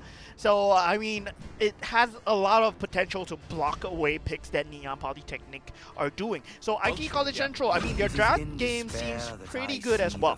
But they go for the Nathan. So, Nathan, of course, we know that is very good in shredding objectives, shredding towers, shredding heroes in the later stages of the game as well. But NP, oh my god, if they go for the Zosk here, yeah.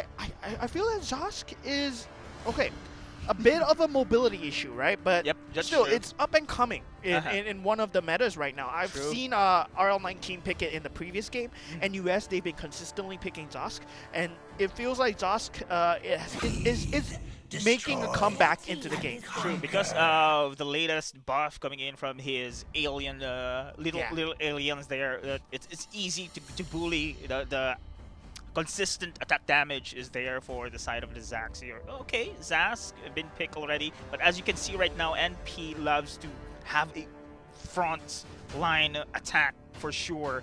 So Zask goes in with his ultimate as well. They can initiate as well for that one, but you know, they need that burst. I think the burst is lacking here for the side of NP. Probably an assassin going to be picked in the jungle lane later on. But IT College Central, I love how you point out that even though Valentina has been picked early, it shows also that they have to cancel those big ultimate picks for the side of Neon Polytechnic. I think this restricts the draft for the side of Neon Polytechnic. Yeah, I think it makes sense for IT College Central to ban out the Minotaur, I feel. Because instead of damage, right, I feel like Zosk, he does have a lot of damage. Said that we're lacking burst, right? With the Harif, with the Zosk, that's a lot of damage coming through, right? But they still don't have that front line. But they choose to ban out the Hayabusa, okay? That jumping the back line, very important. Yep. But still, I feel that, for MP, the name of the game here, they just need to beef up the front line. They have enough damage already. Sustain team fights, the Zosk, as long as you keep the Zosk and the Harif alive, there's gonna be enough damage, especially with a Ruby in the mix. I think this is the time maybe IT College Central want to have a defensive maneuver like Faramis maybe, because Neon Polytechnic shines in a prolonged team fight. You don't want a Harif with the Zaman Force, an ultimate coming in from Zaz, and be there at the enemy zone. You want to disengage here, and one thing to disengage it, of course, you have a Faramis there, at least have a second life with a Call of the Arthur, Netherrealm rather, and IT College Central, they do now have the late game, which is of course the Nathan there. But still, I mean, Zask going in the mid lane, where would you put the Faramis on? I don't know. I mean, on the IT College Central here, they need. But there's a Valentina as well. But the Rome, okay. Yeah, there's a Valentina, Grok, so you have a point. Yeah, you have a point there. They need a lot of frontliners, right? They still require really tanky heroes. What do they go for here? Fredrin's still in the pool, right? Barat's still in the pool, but they go for the Dolan. Okay. I think this is what we see last game. Neon Polytechnic just divert all their attention in the front line while the Dolan just picks up the back lines. Yeah. I think this is going to be the same thing. Yeah, same thing. Yeah, same thing coming in. They want to brawl it out, Mo. Yeah, they want to clash. Okay, you want a prolonged team fight? We'll go on ahead. Yeah, but the scary thing is, right, you have Bear having that Paquito, having that Benedetta, having that Khalid, all these players. Bear has been dubbed like the little Diablo. Like he is the next best EXP laner, the most up and coming EXP laner in the Singapore scene. So IT College Central, they have a big name to fulfill, right? Then meanwhile, Neon Polytechnic, they're still lacking that front line. And if they go for the Franco here, it's going to be a very interesting pick, because Franco is very, very strong in terms of pick-off potential. But Cho would be a lot more mobile. Jahid, I mean, pretty good as well. Target. Yeah, single target burst. Yeah, MP. But that would mean that they don't have any from the front line. Yeah, Minotaur, Tigreal, all possibilities. This is what you want, right? Yeah, you mentioned that they lack this frontliner, this initiator. Yeah. For sure that Zaz gonna be the main initiator. Okay, Tigrel is there. Yes. No Purify Bell as well. Let's see for IT College Central, but no, no. You only really need the Purify on the Nathan. The rest of the other teammates, if you get caught, it's alright, because as long as the Nathan is fine. And it's surprising that the Valentina goes for the Purify as well, because it shows what kind of play style Huang wants to play. Like, he wants to be in the face, whether or not, because usually we see Valentina's hanging back, right? That's true. But with a Tigro in the mix, having that Purify, and having the IMU, you can steal away the implosion as well. Yes, of course. Great point, Mo. Yes, they can actually steal as well this implosion from the side here of NP. The Zaman's Force is pretty great as well if they want to take it away. But I feel with this Purify battle spell, at least right now, the Nathan is pretty somehow safe. But you have to look out for this Nolan burst.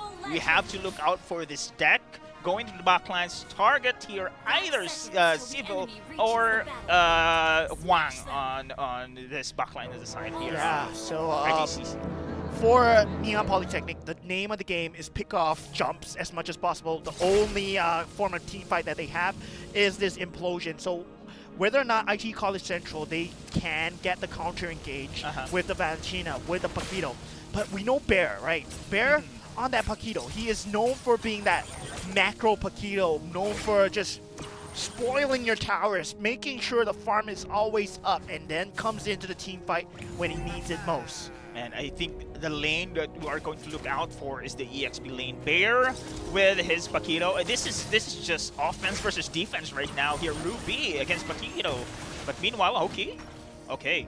They secured actually this Little Wonder. This is pretty good rotations right now for the side for the NP. Yeah, MP just putting their eggs into the Nolan basket for now.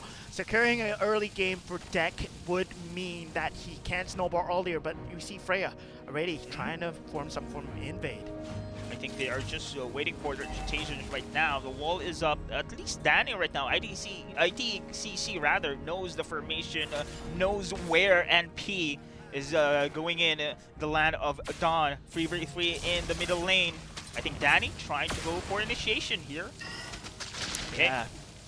Deck jumping in though, uses the Retribution already, but does not find the burst damage onto Huang. No first blood given yet. But that's a lot of damage done to Huang, right? 2 minute mark. This is where their mid laners, they want to get the level 4s. That's true. And one of the advantage here for Nolan against a Freya here is mobility. We've seen right now that it is going to be Deck having those advantage. Look at this one. Macro place is in the favor for the side of NP. I'm not sure if going to secure this one, but it's just too far out here. The positioning coming in from ITCC is just not so good at this moment here. Yeah, Freya just not in position to engage. Huang Huang recalling back to base right there. Just means that does not have that that level 4, that IMU to potentially steal away the implosion. So did not want to just risk that team fight. If okay. Yeah, just a slight little push. Danny's not really gonna die here, right? If he dies here, I mean, there's something going on. Something wrong with his phone or something like that. I think right now, ITCC, if they want to play it slow, no questions here. Anyway, they have the Nathan on the later stage of game, but okay. Oh, the team fight. All right, I mean, for IT College Central, they're just going to disengage right there, right? Like, they don't want to take a team fight that does not favor them, waiting for their power spike as much as possible. They want to fight with the Nathan as much as possible, but Danny will be going down to the first blood. Deck manages to find a pick. Sylv in a bit of trouble himself, and eventually Deck does get a double kill. This is exactly what Neon Polytechnic has to do on this Nolan, right? But IT College Central, it's surprising to me that they put their members in a place where it's gonna get caught off so easily. Now Bleeding Love in a bit of trouble here. I think, okay, I can see what IT College Central they're doing. They want to let Bear be the opener for the game. I think so. I think the initial damage as well is critical when it comes to their advantage. But Danny, yeah, he can go for this ultimate for that initiation, but they need to follow through. I think Iori will be the key here, but there we go. Yeah, there we have it. Iori going in with that engage. The implosion not found from Hoki. Purification being used. Hoki in a bit of trouble. Have to use the flicker away. Eventually brought down. But Ruby continuing the team fight. I'm offended not finding the damage. Not at the power spike just yet. Yeah, when it comes to a team fight, the strength of the draft coming in from ITECC just showing us there. Iori is a big key to follow up with a wall charge. And now Deck in a bit of trouble himself as Bear is doing a lot of damage. Yeah, Bear, he has the shields, he has the damage. You don't have any counter for him as of yet. And if you let him get out of control, this is eventually where Sylv will get the farm, right? He has the reverse clone available to teleport away as well. Wow, this is beautiful. I think ECC, they know when to go for the fights. They know their power spike as well. Playing it slowly in the early stage of game. Now when it comes to a team fight, Iori pretty much online. They are very confident to take this through, but then again, they must watch out for the flanking maneuvers coming in from Deck. Yeah, and you just look at this exchange, Bear versus Bleeding Love, right? Bear is just having a great time despite being at a lower HP because of the shields and just because of the pure damage that he does to Bleeding Love. But Deck taking out Huang on the mid lane. I mean, this Deck train is going huge for MP right now. And the wall charge onto Hoki, onto Bougie as he gets brought down by Sylv.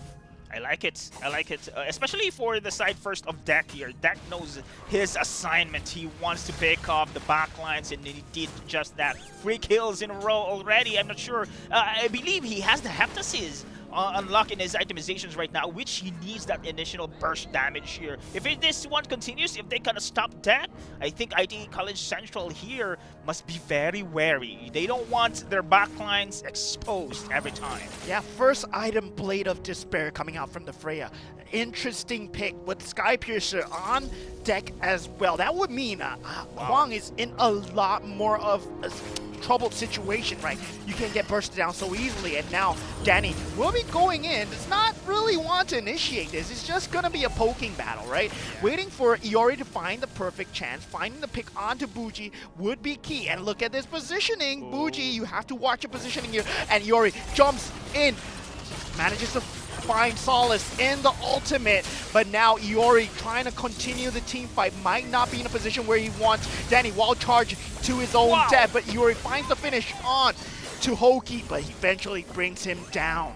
Without their marksman in the picture, IT College Central will surely fall in that one. Plus, the Summon Force is there, AoEs are there. Even though we see the initiations coming in from Iori against Bougie, but when it comes to prolonged team fight, altogether here, they are just on a disadvantage in that matter. And sooner or later here, macro plays are on point as well. Yeah, and a Neon Polytechnic, right? They have a very nice execution team fight because Deck is online, but Bougie in a bit of trouble here. Bear starting to deal a lot of damage, and that's where you want to take the segmented team fight as much as possible, where Bear is drawing away the space. But MP, they've been playing it super safe, making sure Bougie is never dead. He has the ultimate online every time he needs to. Hoki being the sacrificial lamb, and MP, they're playing their cards right. But IT College Central, they have a power spike coming up really soon.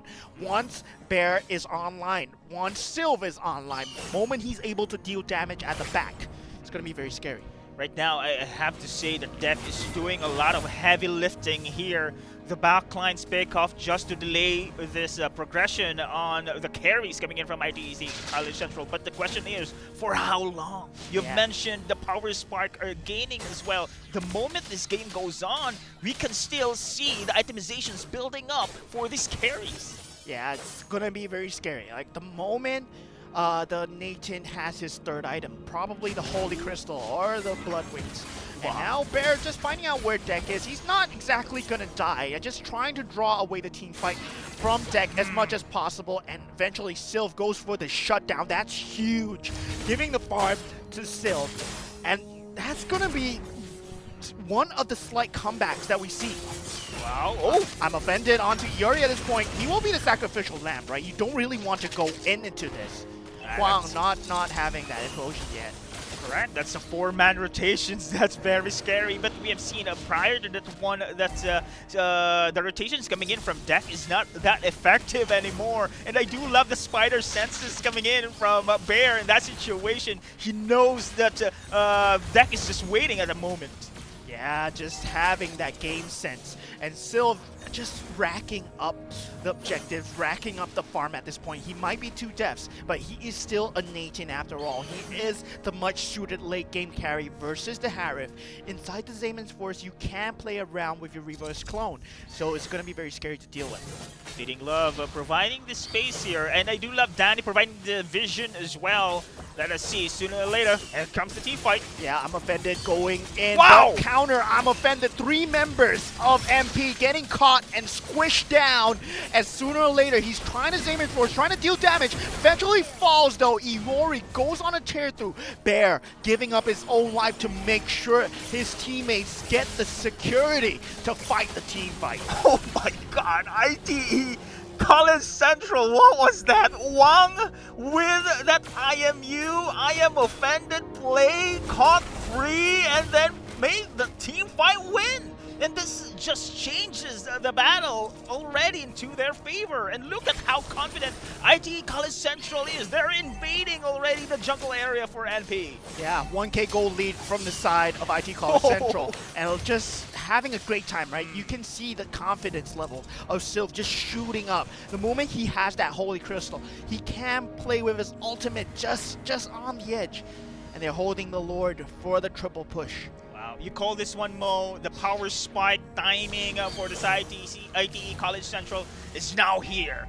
And we have seen the damage coming in from Sylv already, damage coming from Iori. Once Danny initiates that ultimate there, is just wreaking havoc in Wang, man.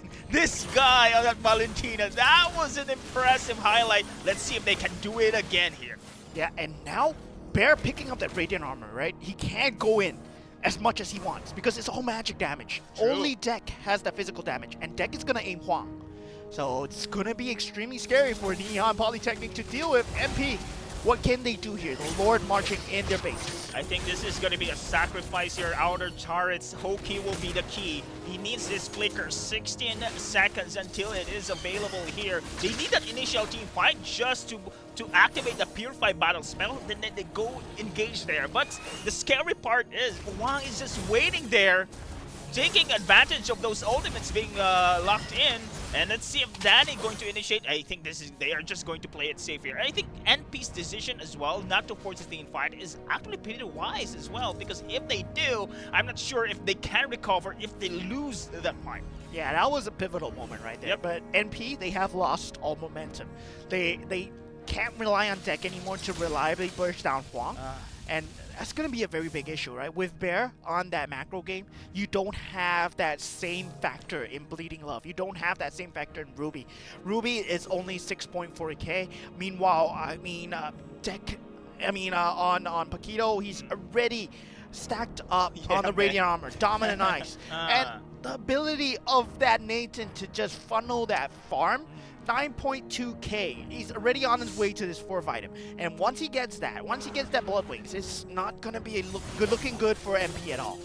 This is now very concerning for the side of NP here, because we've seen Deck 6-0 in the early to mid stages of our match. Now he has 2 deaths in a row. Cannot even burst anymore the backlines against ITE College Central. Now the big question here, who deals the damage here? Who needs to carry? Because Deck has already did his job in the early stage, but on the late game, will it be Suna or later? Will it be Fuji? But compared to the carries out of IDCC, it's very clearly that they can dish out damage more. Yeah, here we have it, the concealed play from Hoki at this point, trying to find something. I'm offended onto Iori, being the key target. He will eventually get bursted down. No, he does not. He managed to get away scot-free, and that's just all their skills used. That flip Flicker on Bleeding Love. That's Purify on sooner or later. They cannot take this Lord fight. Deck trying to find Bear at this point, but Bear will not go down. He is an extremely scary force to be reckoned with. Will not just be bursted down. And this is showing the cracks in MP right now. Exactly, man. Oh, this is very difficult already here for the side of NP. So many resources has been expended just to go for the pick-off. And in the end, it's not accomplished by this team. But here comes the Lord Dance. Yeah, Lord Dance going true. I'm offended being used from Bleeding Love. Trying to fight Danny. Huang picks off the Lord in the background, but Iori going true for Bleeding Love. Changes his own life, and Huang does fall. But they do get the Lord Sylph. Does he want to fight this Buji? Gets bursted down. That's a lot of damage. Sheesh, indeed. Sylph. I think that was a bad decision to go for the chase here. And Bear in a 1v2. Does he really want to do this? Well, I mean, showing some ego right there. Bearing some teeth, but losing his own life in the process. And Sylph falls to Sky Piercer of Deck. And now Zaman Force is there. I think Danny, I don't know if he can survive, and he will. He tried to defend here the middle lane with that wall as well. And now we know where the damage will come from when it comes to later stage of the game. It's going to be sooner or later. The burst coming in from Deck is still very effective. Yeah, Deck, he now has the Blade of Despair, but he's taking a lot of damage from this Lord here. Yeah, I mean, Nolan, you're not the tankiest of characters, right? Especially with the current patch right now, the Lord has been buffed already.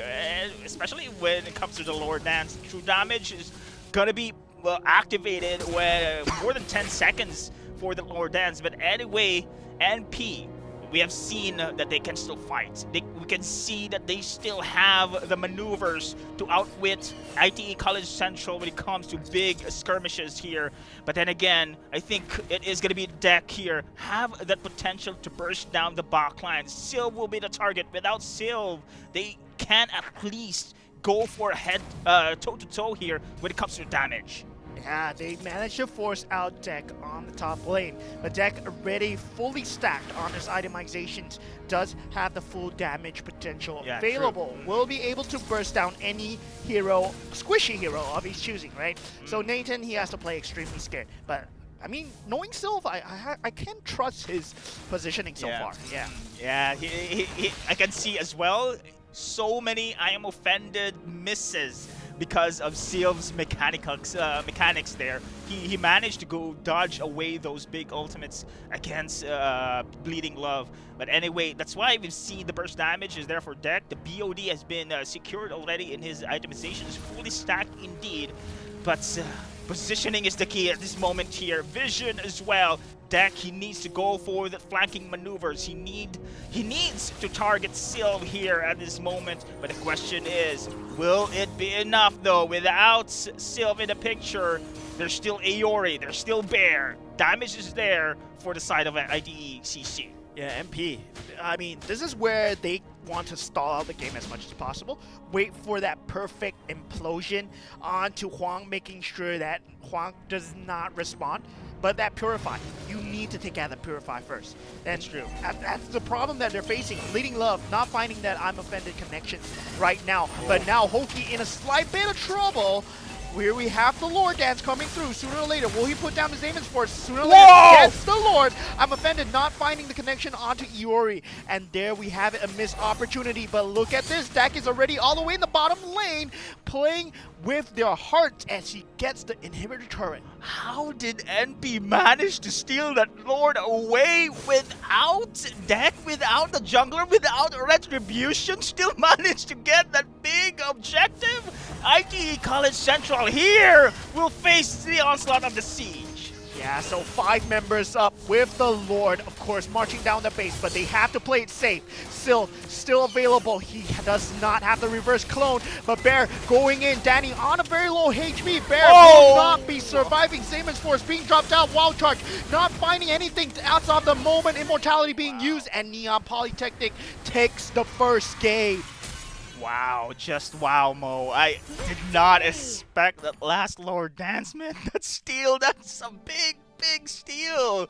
And I thought that was a free objective. I do love, though, the split push, the macro plays coming in from Deck. That was actually a risk they have taken they are prepared that the Lord will be on the side here of ITECC, but it was stolen by Suna Aleda. Was something that should not have happened for ITCC. Correct. Like, they were playing a bit on their heads a bit too much. Like, I know you guys are great players, right?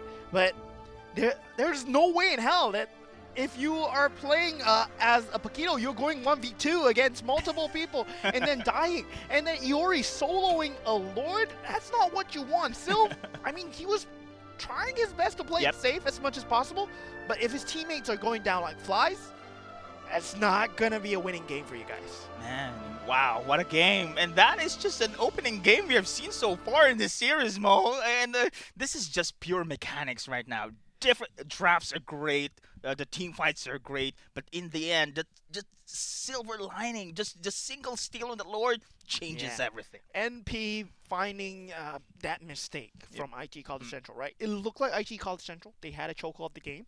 It looked like they were not going to come back from that nature, right? But then afterwards, they made it such that, you make a mistake, you lose the game. Yeah, this is how critical right now our game. This is how impressive the teams are, and the stakes are is very much higher indeed, because the moment one team wins this series, as you have mentioned, of course, it's going to be a LAN game for them. Yeah, it's going to be the slot at our live event next week, 3rd to 4th August. So, I mean, first game already over. So, mental reset here. Mental reset. What we did wrong is what we did wrong. But I feel that IT College Central, they have it in them to actually come back from this, because their mental fortitude, it's there. They're one of the top few teams. They are the top seed. They're defending champions. And come on, you have to do something against MP. Right? Are you going to let MP walk over you just because of one mistake? Correct. And I agree with what you said earlier here. It was actually a game for the taking. I think it's in their hands already here for the side of ITECC. But it's just way better what the outcome was. That steal was really one of the highlights. It's not the top highlight here in our day, but let's see later on, because this is still the game one in our match, man. But again, when it comes to the drafts here, no questions, man. Both teams draft perfectly here. Yeah, both teams drafted perfectly. I love the fact that they took out the Tsusin. You have to take him out. There's no way that you want to play against the Tsusin, especially in the hands of Huang or Buji. There's no way, man. And now it is going to be NP having the first priority pick right now. Remember, this is a deciding game. One more win for the side of NP, and they will proceed into the top 4. And ID College Central, though, they have performed actually very good in the game 1 there. But let's see on how they are going to go for the counter. And then you mentioned the mental reset. This is the challenge, not the game itself. The mental challenge and how they go for the reset here. It only shows here if they won this game, if they ever win this game, it only shows how resilient as well ITECC is. Yeah, they have to go for some respect bans. No need to go for respect ban. What's your command? But against deck, of course, you have to take out the Fenny. Assassins, man. Yeah, you have to take out as much of the assassins as possible. But of course, Fanny being one of his best characters, you have to take that out as much as possible. Especially if you're at this level, right? You have to respect them somehow and go against the heroes that you know for sure you've been playing against. And speaking of NP here, we have seen Deck Nolan twice already. Twice he performed, and of course on that previous in the game 1, he did a pretty good job securing the early stage of game 6-0 until of course the power spike coming in from ID College Central here. And it is one of the NP's somehow strategy on how they be able to control the early game again, because I know IT College Central will be ready for it, especially during the early stages. Yeah, and I really like the Ruby ban coming out from MP. Making sure that IT College Central does not get that. Because Ruby, I feel that sustainable as she is, she still has a lot of wow factors, right? Wild cards, like in I'm Offended, in the great possible situation. We did see Huang getting that steal. That was amazing from IT College Central. But MP, of course, they managed to just fight back. Okay, Bando Ruby. Okay, Zushin, of course. And NP going to prioritize maybe Assassins still. We have seen the Hayabusa ban. We've seen, of course, I am not sure they are going to ban the Valentina this time around because Neon Polytechnic wants that one. They don't want to give it away to ITECC, but let's see. It's the first pick though on the first game for the side of ITECC. Yeah, and in this, like, you know, the assassin meta, where you want to pick off the mage as much as possible, like, there's a very good possibility that they might go for the Zas again, because Zas is just a very hard unit to kill right now. Yes. Yeah, like, you can hide in your little alien, you can correct. deal so much damage, and you have so much vision as well. So it's one of the key factors that we see in this tournament so far. Yeah, let's see if they are going to secure this one. But Bear, that Paquito, somehow he did. Let's just say, not that much of a factor there. Unfortunately, he was been shut down by Ruby, which is going to be banned here on the side of NP this time around because they don't want to give it away here for the side of ITE College Central. But you know, their strategy here for IT College Central, they love team fights. And what I love about this team, they know their power spike timing. We've seen that one. They play it slow in the early stage of the game, let the power spike sink in, and then go ham after that one. But again, they have to be very careful on how deck will control the early game, because that was the nuisance. That was the annoyance here for the side of ITE College Central for their progression in the game. I see lots of Yep, and the Roger being taken out. I mean, of course, they are scared of sooner or later. His Harrow was really good in the previous round as well. True. And will they pick it again? Oh, the Ling!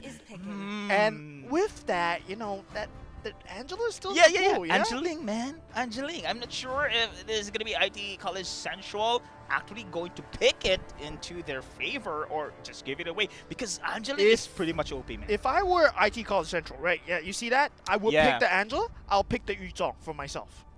Yeah, the Yu Zhong Angela is pretty strong as well. Yeah, that's a very good counterplay. Okay. But I'm pretty sure that the Angela, they need to steal it away. They don't want to give it to the side of NP here. And okay. All right. Double shields. Okay.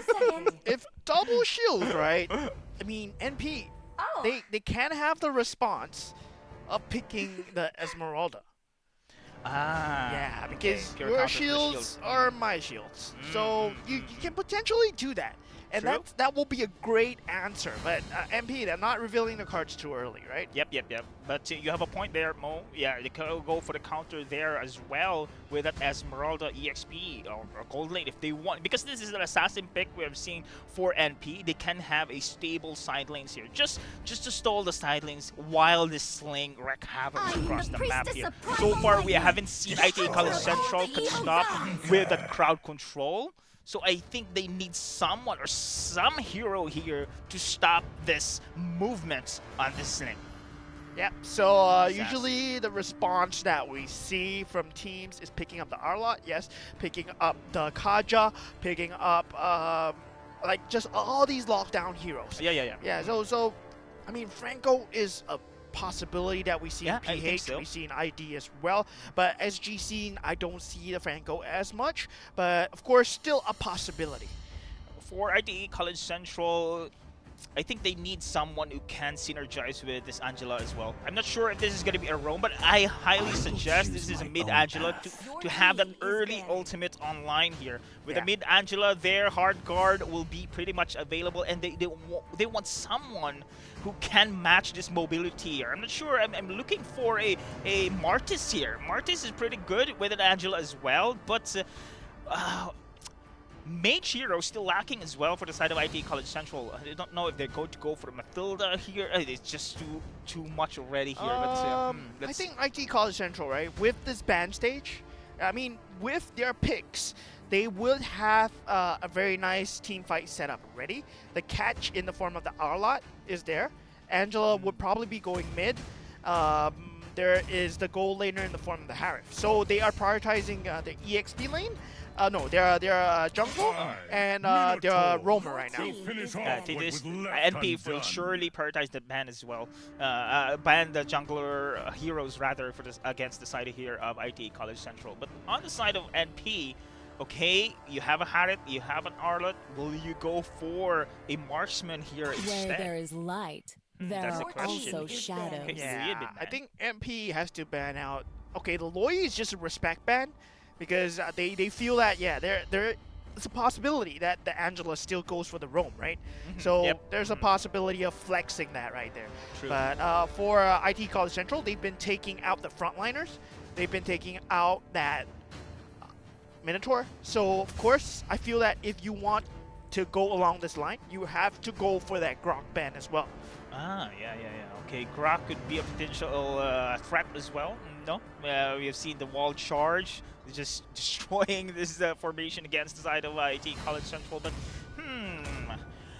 Arlott is there, the Summon Force is there, but I think I need something here for the side of IT College Central just to synergize with this Angela here. I think Assassins will be the key for ITECC. Nolan is pretty much available though. Yeah, Nolan is pretty good as well. Yeah, I feel that Nolan would be a great pick for IT College Central, but still, like MP with the final ban left.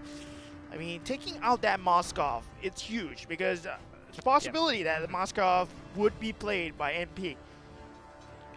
With the Edith especially.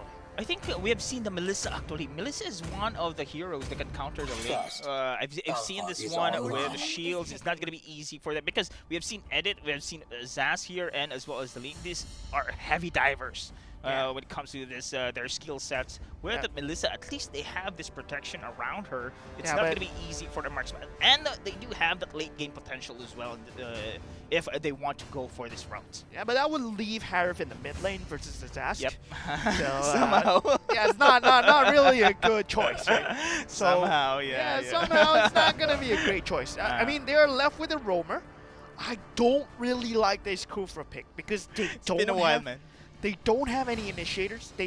Okay, it's extremely good versus the Ling because it does stop that jump potential. Bouncing ball. Yeah, but you don't want to pick a Kofra. Yeah, okay, they will prioritize the Julian first. Yeah, because the Julian is indeed great at dealing with the Ling as well, especially if you hit your skill 3. Yeah, imagine skill 3 plus an early heart guard. So I think you have an advantage here for the early game for the side of IT College Central. But wow, I thought this is gonna be the Barats, but Barats pretty good. I think Barats can stop the early aggressions here against IT College Central. But let's see. Yes, go for the Barats. It's a great pick for sure here for the side of NP. At least they can stop here. I'm not sure if that Daro's welcome with the hard guard activated here will be. Yeah, they're going to be separated, right? Yeah, they'll be separated. I think let's see later on. Yeah. But they're going to go for the Kufra here, Mo. I think. I don't think so. Yeah, you don't go for the Kufra here, especially if you pick the Julian, right? Because you need someone to initiate, and Kufra is not an initiator. Kufra is a counter initiator, so you need someone in the front line first. Then afterwards, you only join the team fight after the team fight is underway. You don't start anything, but they need an initiation roamer because so far they only have a final slash. They need something else on top of that. If they are going to go for the Cho, I think the last pick here, they're thinking about how to counter the Sling for now. But you have mentioned they need someone also to have the big initiations, right? Digrail can be pretty good actually here in this game, but they did not push this one through. But instead, a Cho it is because Deck will be a threat here on the jungle. Yeah, a Kaja would have been great. Yeah, man. Kaja as well. Yeah, Kaja would have been great, but yeah, they decided to go for a Cho. I mean, same theory, but harder execution. So IT College Central just making things harder for themselves, but of course I believe they have the skills to do it. And of course it will be an EXP lane Barats, and that's something that I really like seeing because I think this was popularized by Flapteezy, right? Wow. Yeah, having that flicker into that Daytona's Welcome. It's going to be a very good initiation tool from the side of NP. True, and it's not going to be a problem here for the side of NP when it comes to their side lanes here. At least it is being secured here with the edit, with the sustainability plus the Barats as well. Now, this is what I have been highlighted a while ago, that NP, deck will be the key again in the early stage. His mobility, his pick-offs is there. But however, ITE College East this time around, they're prepared, and Danny is proven that one with the last pick. Yeah, so it's going to be really a hard fight coming in from IT College East. They did manage to snipe away the Angela. But yeah, Angela in the mid lane, we have to see how it comes through in the later stages of the game. Yeah, I'm looking forward for Iori here having his level 3, and Danny on the roam. I think this only shows here that they want to be very aggressive as well. And now the Cho and Hoki and Buchi, both of these heroes actually is pretty much a bully as well. So this is going to be a brawl in the early game you're going to expect here, Mo. Yeah, with Julian coming through, they do get the Little Wanderer, but Danny in a slight bit of trouble. Still level 1, has to force the flicker away. That's huge for the side of Neon Polytechnic. Indeed. They slightly already won the lane. They have to look out for this one. Danny without a flicker right now, and I think the deck is target locking this show later on. And you're in level 4 right now. It's gonna be a perfect time for the for ITE College East to go for this aggressive rotations. Yeah, going for the 2-3-1 combo, not exactly finding its mark. It's the highest damage, but it has to hit. Oh, they're hiding in the brushes here anytime now. Remember, Danny don't have the flicker. Yeah, Danny has Tempest of Blade to deal with, does fall, and First Blood will be given. Nothing else gained for IT College East. I think this is as expected here, Mo. Without a flicker, Danny will be pretty much vulnerable, and deck just doing it by the book. Goes for the First Blood, goes for the target. Vulnerable Cho at this moment, and look at the position here for NP. They are very much prepared to take this turtle already. Yep, they want that turtle, and you know, there's nothing IT College East can do about it, because Danny, he's nowhere near getting his Way of the Dragon, and deck, without that level of control, without Bear being inside, not having that final slash as well, there's no way they can contest. Oh, they have the hard guard right now pretty much available, but yeah, this is a great decision here not to go for the contest instead. But look at the invasion for NP here. Yeah, hard guard is available. Bear would be the crux of this team fight. Iori getting found out. He still has a high damage possibility. NP, they might be overextending here. Final splash, let's find its mark onto Bleeding Love as Iori goes in the backline with the hard guard. That's a lot of damage. Neon Polytechnic, they have overextended. Bear might potentially be going down, but not enough damage. Wow. Yeah, that was too deep. Indeed, that was too deep, and they have just waited for the right moment there, because the hard guard is pretty much available. Oh, and still finding a free Zamon's Force. A lot of damage on the Buji. No ultimate, forces out the flicker.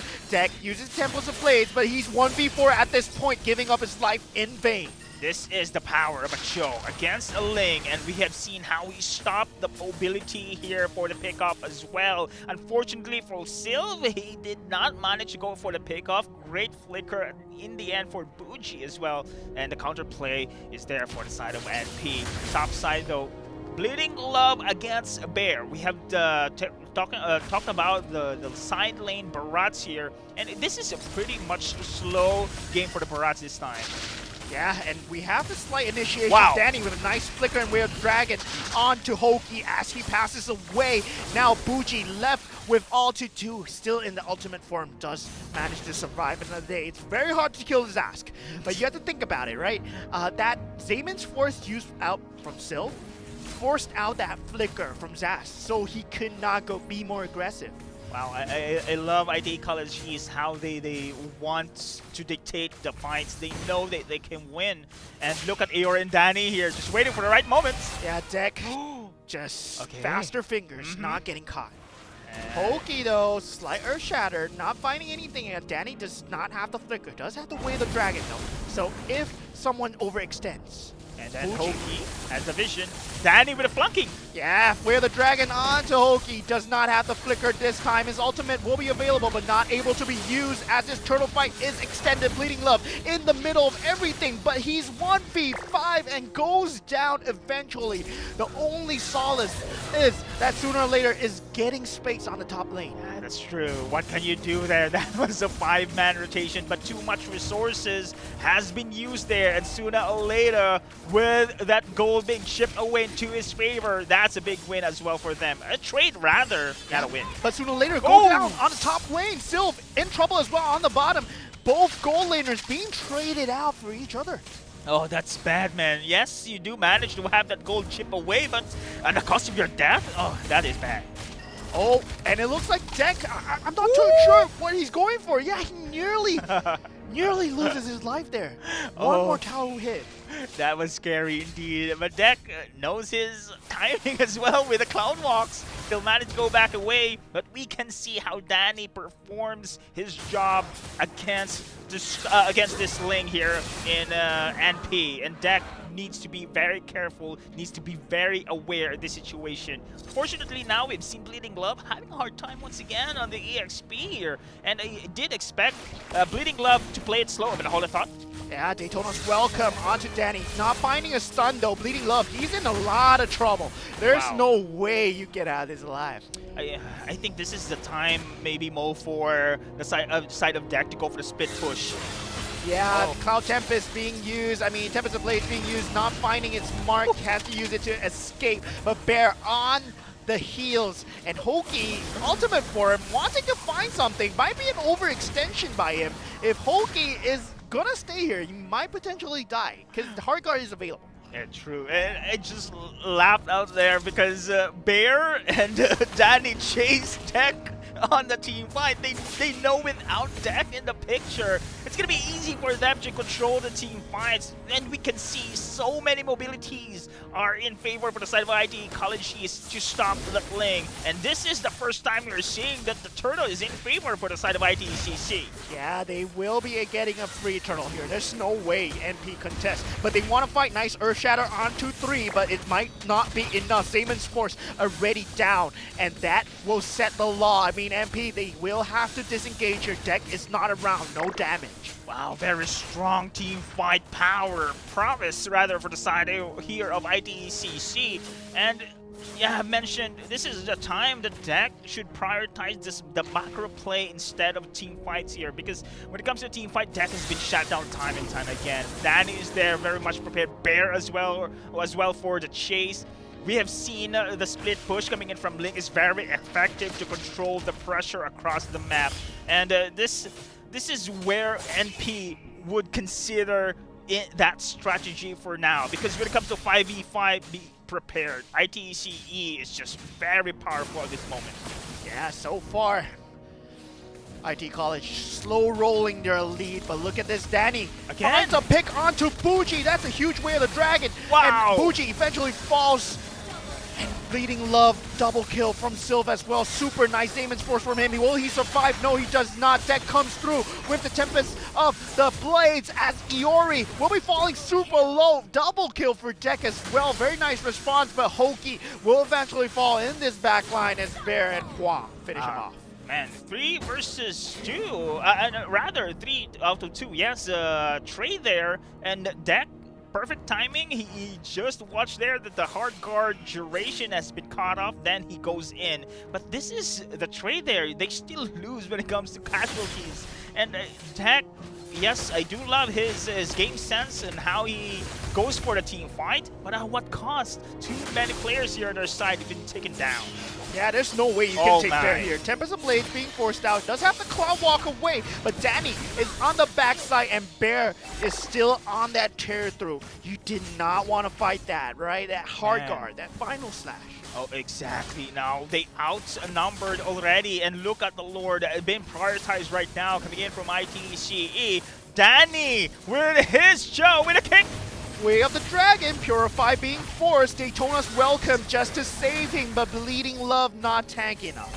This is where we see, I think my question is the mental fortitude of ITCC. Now, this answer is they still coming back here from this series. And Danny, okay. Yeah. Does not have the way of the dragon, but he's tanky, right? He's one tanky beast and goes in again and again. That knock-up and finding Deck on the back line. That's huge for IT College Central. Final slash. Hoki goes down, godlike, and Huang follows up on sooner or later. That's a carry down. Bear goes down here is just a consolation for MP at this point. Wow, the crowd controls, the synergy of skills, the kick plus the stun plus the final slash, the cherry on top of the team fight. ITE College is here just feeling it in this game. They want a game free here. Yeah, and thank God they did not go for that Kufa, right? That they went for the Cho, they went for something that can initiate. Danny has been performing super well on this Cho, just going in it again and again. I think this Joe has played a pretty big role here and he did his job perfectly here in this game. Danny with a smiley emotes. Yeah, man, this guy. I think this is one of the considerations right now for the side of Yan Polytechnic and how they are going to somehow avoid Danny in picking up Deck here in the situation, because before we have seen Deck having a 2-0, now he's 4-3. His deaths are just climbing up because of Danny's way of the dragon kicks. Yeah, that's going to be a problem, right? But eventually, MP, they still have a late game setup, right? They have sooner or later working towards his Holy Trinity. Once he manages to get that Demon Hunter Sword, it's going to be a problem because IT College East, the only front line is with the hard guard. But now we have Danny trying to find an initiation, not finding the final slash. So no initiation, no engagement.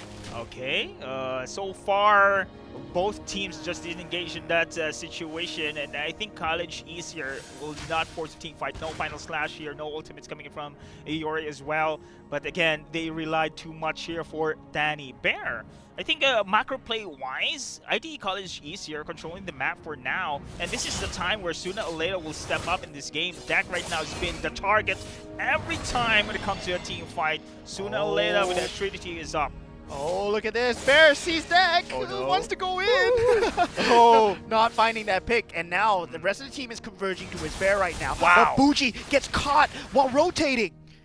That's insane. The damage already is there. And remember, that is Buji. And just like that, it only shows Iori here can pick off anyone from the side of NP. That's going to be a free Lord for IT College East just based off that pick off alone, right? Because Bear, he's now on Deck Beauty. Like, as long as Deck goes up against him, he's gonna find him, fight 1v1, has the hard guard, now the final slash, can't take a 1v2, 1vx, no problem. Tempest of Blades forced out, Deck does get away scot-free, but at what cost? His teammates are falling one by one, Hoki goes down, Daytona's welcome being used, and the rest of MP fall like flies, bleeding love, not surviving. Just too much, man. It was Bear against NP. Now the cavalry shows up and it was just a clean play. Pushes through here. Oh no, Buji! There's no way. There's no way. There's no way MP comes back off of Buji alone, right? Congratulations to IT College East. You have tied things up. 1-1. They showed their mettle today. Yeah, Grand Finals, somehow a light match. And we are seeing here a match point later on the game, free indeed. But man, the last pick Danny on the show did an impressive job shutting down a Deck on his Ling. And we've seen already the power of that Angela. This Angela just provides so much sustain and early game dominance as well. Great synergy with Iori on his Julian. And we haven't seen Suna Oleda popping up in this game as well. No late game in this game too. Yeah, I mean, he did just get his Trinity, right? Yeah. That was the time for him to fight, but Buji just getting caught. Then the Lord, and it just became a slow roll, like just one mistake after another. And this shows, right, just a slight mistake, you are going to be punished so hard by either team. Wow, man, the stakes are getting higher and higher here between these two. NP and ITCC, both teams are brawling it out. And man, this pick's coming in from the first pick, rather, Ling. I think it just shows an early pick for the side here of ITECC. I'm not sure if they're going to go for that pick route again. I mean, I feel that Ling, he did provide a lot of opportunities for MP, and yeah, Deck, he was doing an extremely good job, but of course, just not finding that finish, not finding that clean finish, right? Yeah, so I think we guys are gonna be heading into a short break. Of course, the team they do need a break as well. So do we. So I'm your caster Moment, and of course with me is Deadeye. We'll see you guys after the break.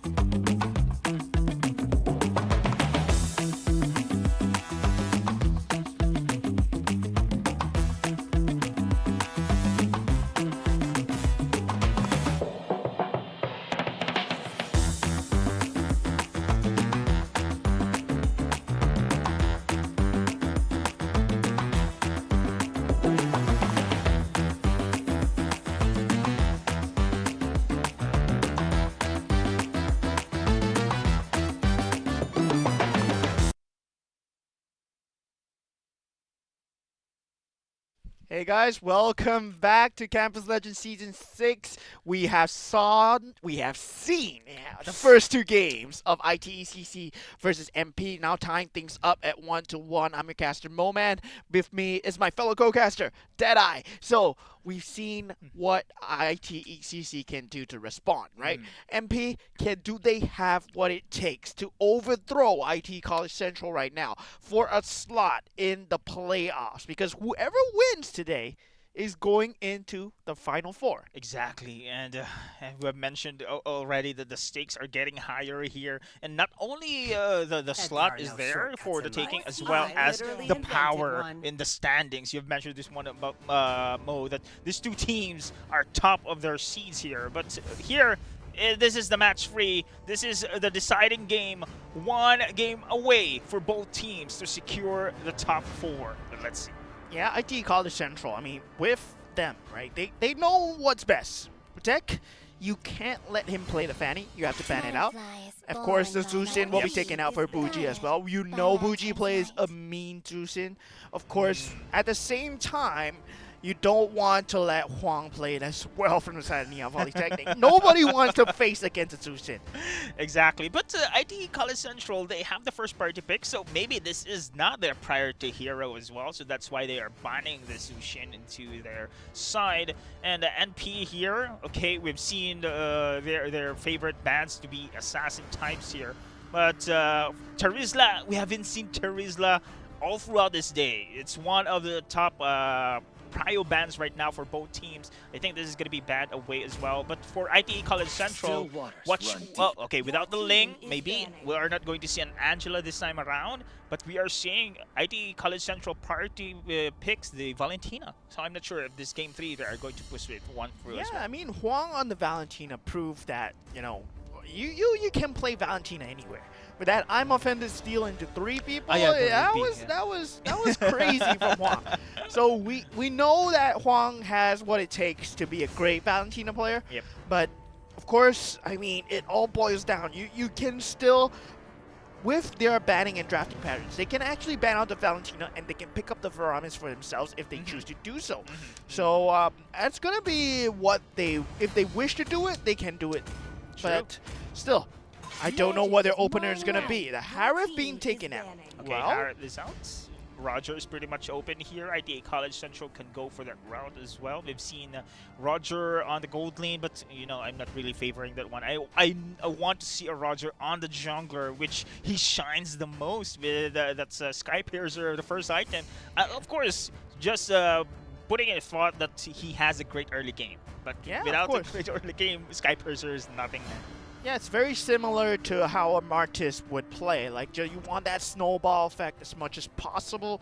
With that Sky Piercer, it's going to be a lot of damage. Yep. But now, with that final ban, right, they have the Roger ban to think about. But there's a lot of things in the pool as well. You have the Ruby. Yep. You have for the Faramis, you have the Valentina. You have the Loi on the pool as well. So the R-Lot being that respect ban for Bear.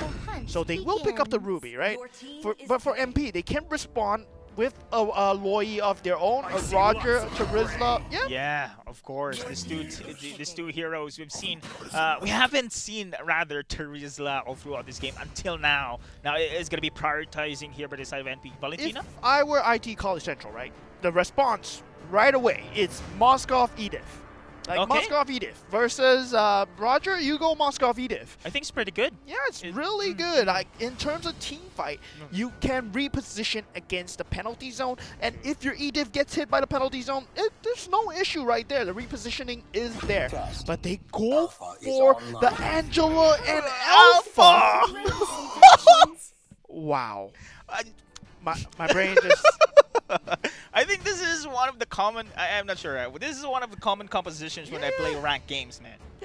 Don't get me wrong. This is very strong early game here. It's very strong. Very strong early game, but against a 5v5 team coordination like this one, you can pull it through if you are playing solo, man. But against 5v5, one way to do against this composition is just to disengage, man. I'm still surprised that Buji is going for the task. Like, at this point, he should actually play the Faramis. I think, yeah, Faramis, Valentina. Buji can play the Faramis, can play the Valentina as well. I mean, he's extremely versatile middle lane player, but looking like a Zas one-trick this entire tournament. Exactly. Yeah, well, the fact that Zas is on the meta right now, maybe NP also wants to show us that they can take Alpha in the front lines here. They want some brawl, they want some blood, and they want some 5v5 fight here. This is gonna be a hell of a fight later on. Yeah, and I'm surprised they still go for the Loi ban. It's most likely, right? It has to be an Angela on the mid lane because I don't True. Yep. I don't see Angela Alpha playing elsewhere because Alpha you require a lot of protection, and Angela does not give you that protection. Yeah, Angela is not a tank. Yeah. For me, Angela is not a tank, but a utility hero, which can give, of course, additional shields, additional heals like this one. But as a frontliner, as a tank, no way. It's gonna be Alpha's job there. But with a hard guard, at least they can have a solid frontline with this team. Yeah, now the Moskov being taken out of the pool, that will not be available for IT College Central at all. They had a chance. I'm telling you, I mean, you see a Roger, you pick a Moskov, it's free elo. Yeah. Yeah, somehow. But now, I'm not sure if they're going to push through a marksman for the side of IT College Central. Early game, though, if they want to have a stable, again, 2 fighters on the side lane, could be possible here just to bully the early stage of the game. But I cannot see a power spike in the later game here for the side of ITC College. You know how good if Sylv is the player that I think he is, he can play anybody in the goal lane and probably bully out the Roger. So it does not matter. I can call that he's gonna pick probably a Bruno and just still be fine. But now we have the Minotaur pick coming out from MP. Okay. Wow, this is a great the crowd controls skill set right now. We are seeing coming in from NP, and this is actually no. They cannot go for the Vexana because Buji already secured the Minotaur Vexana really strong, I understand, but but to be honest, like they can still pick up the Fredrin if they wish to do so, right? Having that extremely extreme frontliner for MP, that's gonna be crazy. ID College Central though, they have to respond with something that can counter out that Roger in that scalability.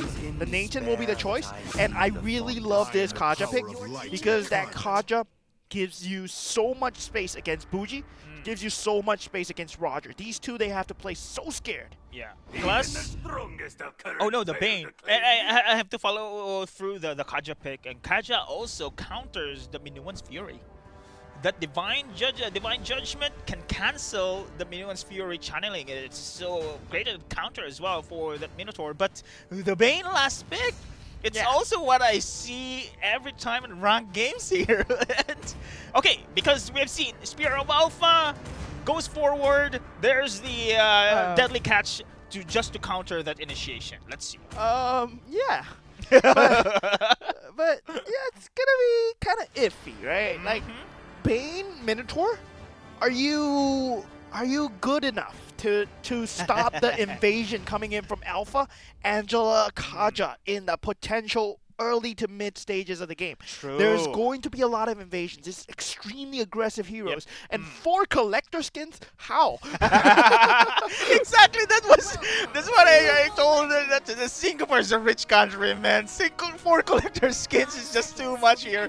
But anyway, with this lineup here, I agree with you, Mo. The aggressiveness in the early game, Alpha there, Kaja as well as this Angela.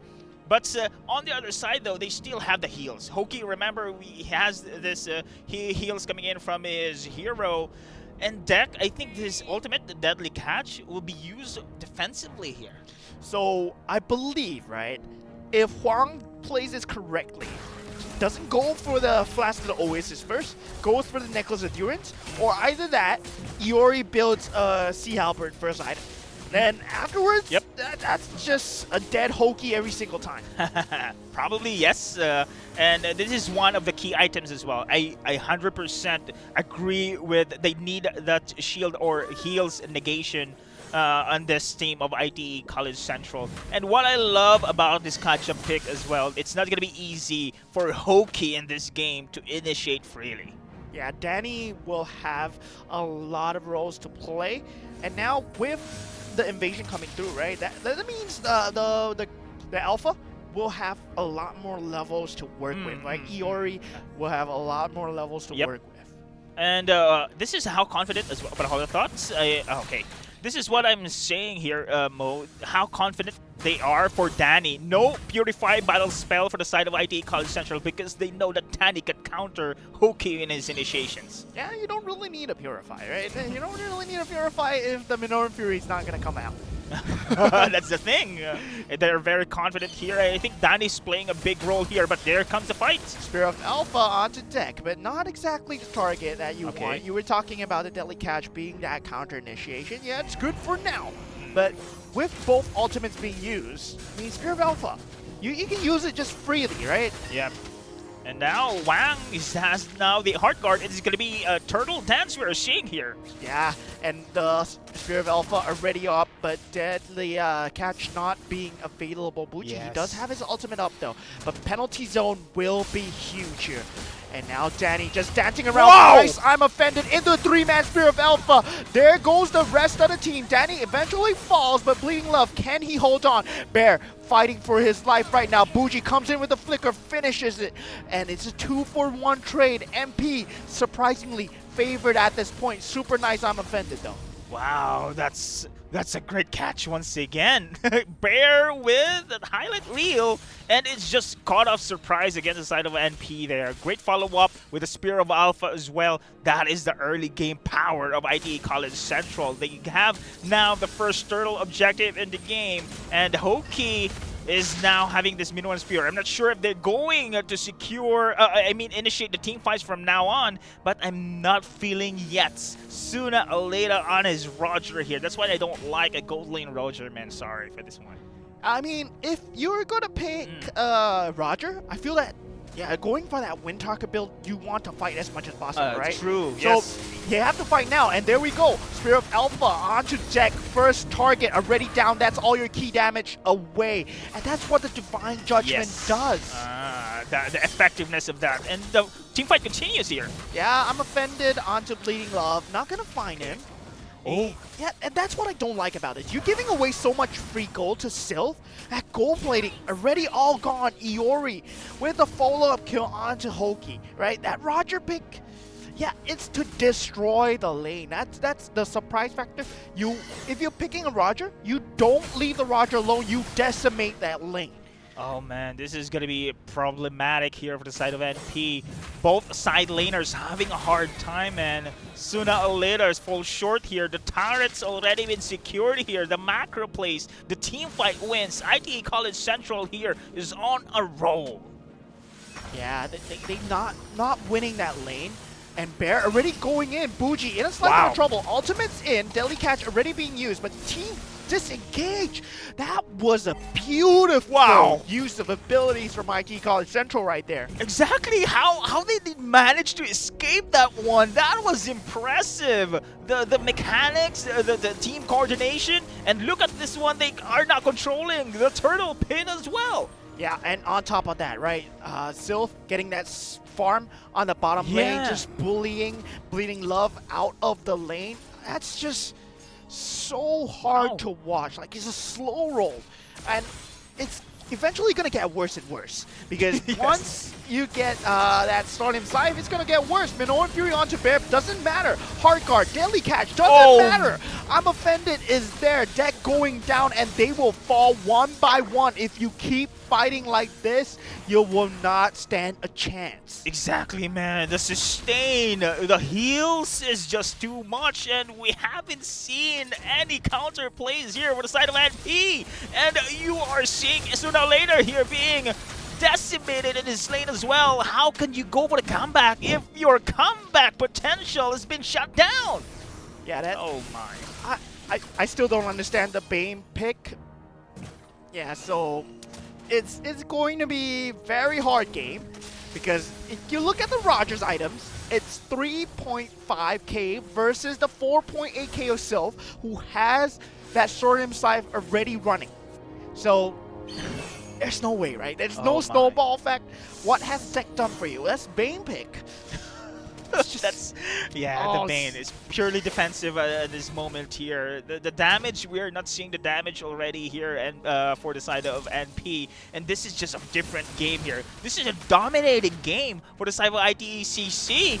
Different from game 1, different game 2, but here game 3, just overpowering NP. Yeah, just watching them getting choked as Bleeding Love gets initiated on catch, deadliest catch to try and prevent it, but not enough, right? Yeah. Bougie just trying to add on a bit of damage, but at this point, like College Central, they have Huang in the back lines, and he's just topping them off again and again. Wow, this is just too much. And look at the turrets still standing here for the side of ITCC. And sooner or later, doing his thing here. Yeah, sooner or later though, with Bear, and Bear does have the hard guard. Deck is around with Hoki. And does he really want to fight this? Sooner or later, eventually goes down. Deck not even joining the team fight. And look at this one, Hoki cannot do anything, just go back away with love waves against him.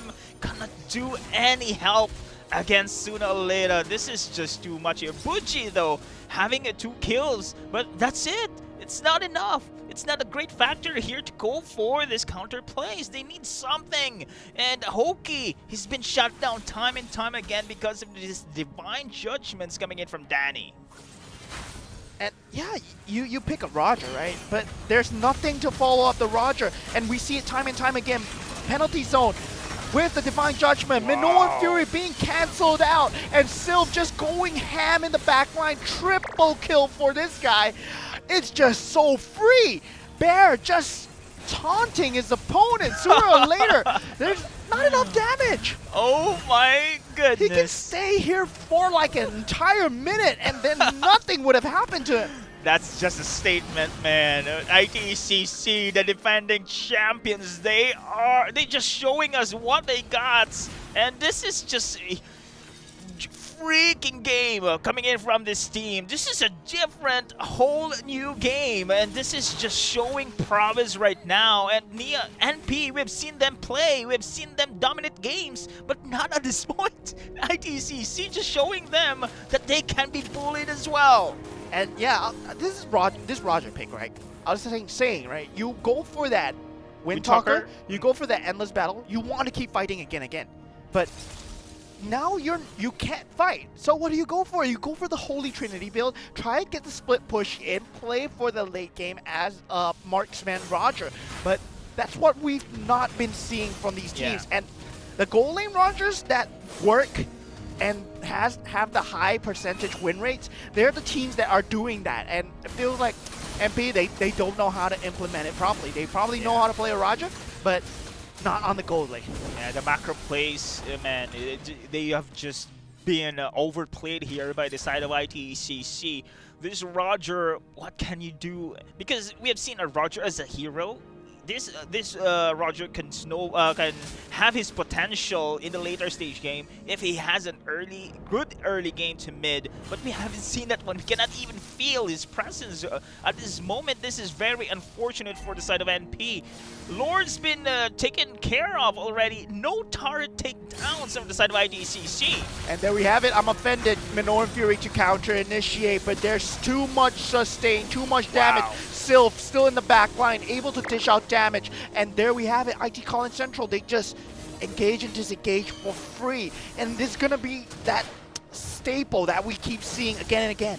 Man, that was even a 3 versus 5 situation, but still no one has been picked off on the side of ITCC. Now the siege continues here. Yeah, the fact that Sylv is able to rain down damage from the back as Bougie takes out Iori finally. But Sylv, the main damage dealer, he's still alive. And the Crystal is under threat together with the hard guard. They do go in, but IT College Central, they look to finish with the Lord. Sylv still dealing so much damage. That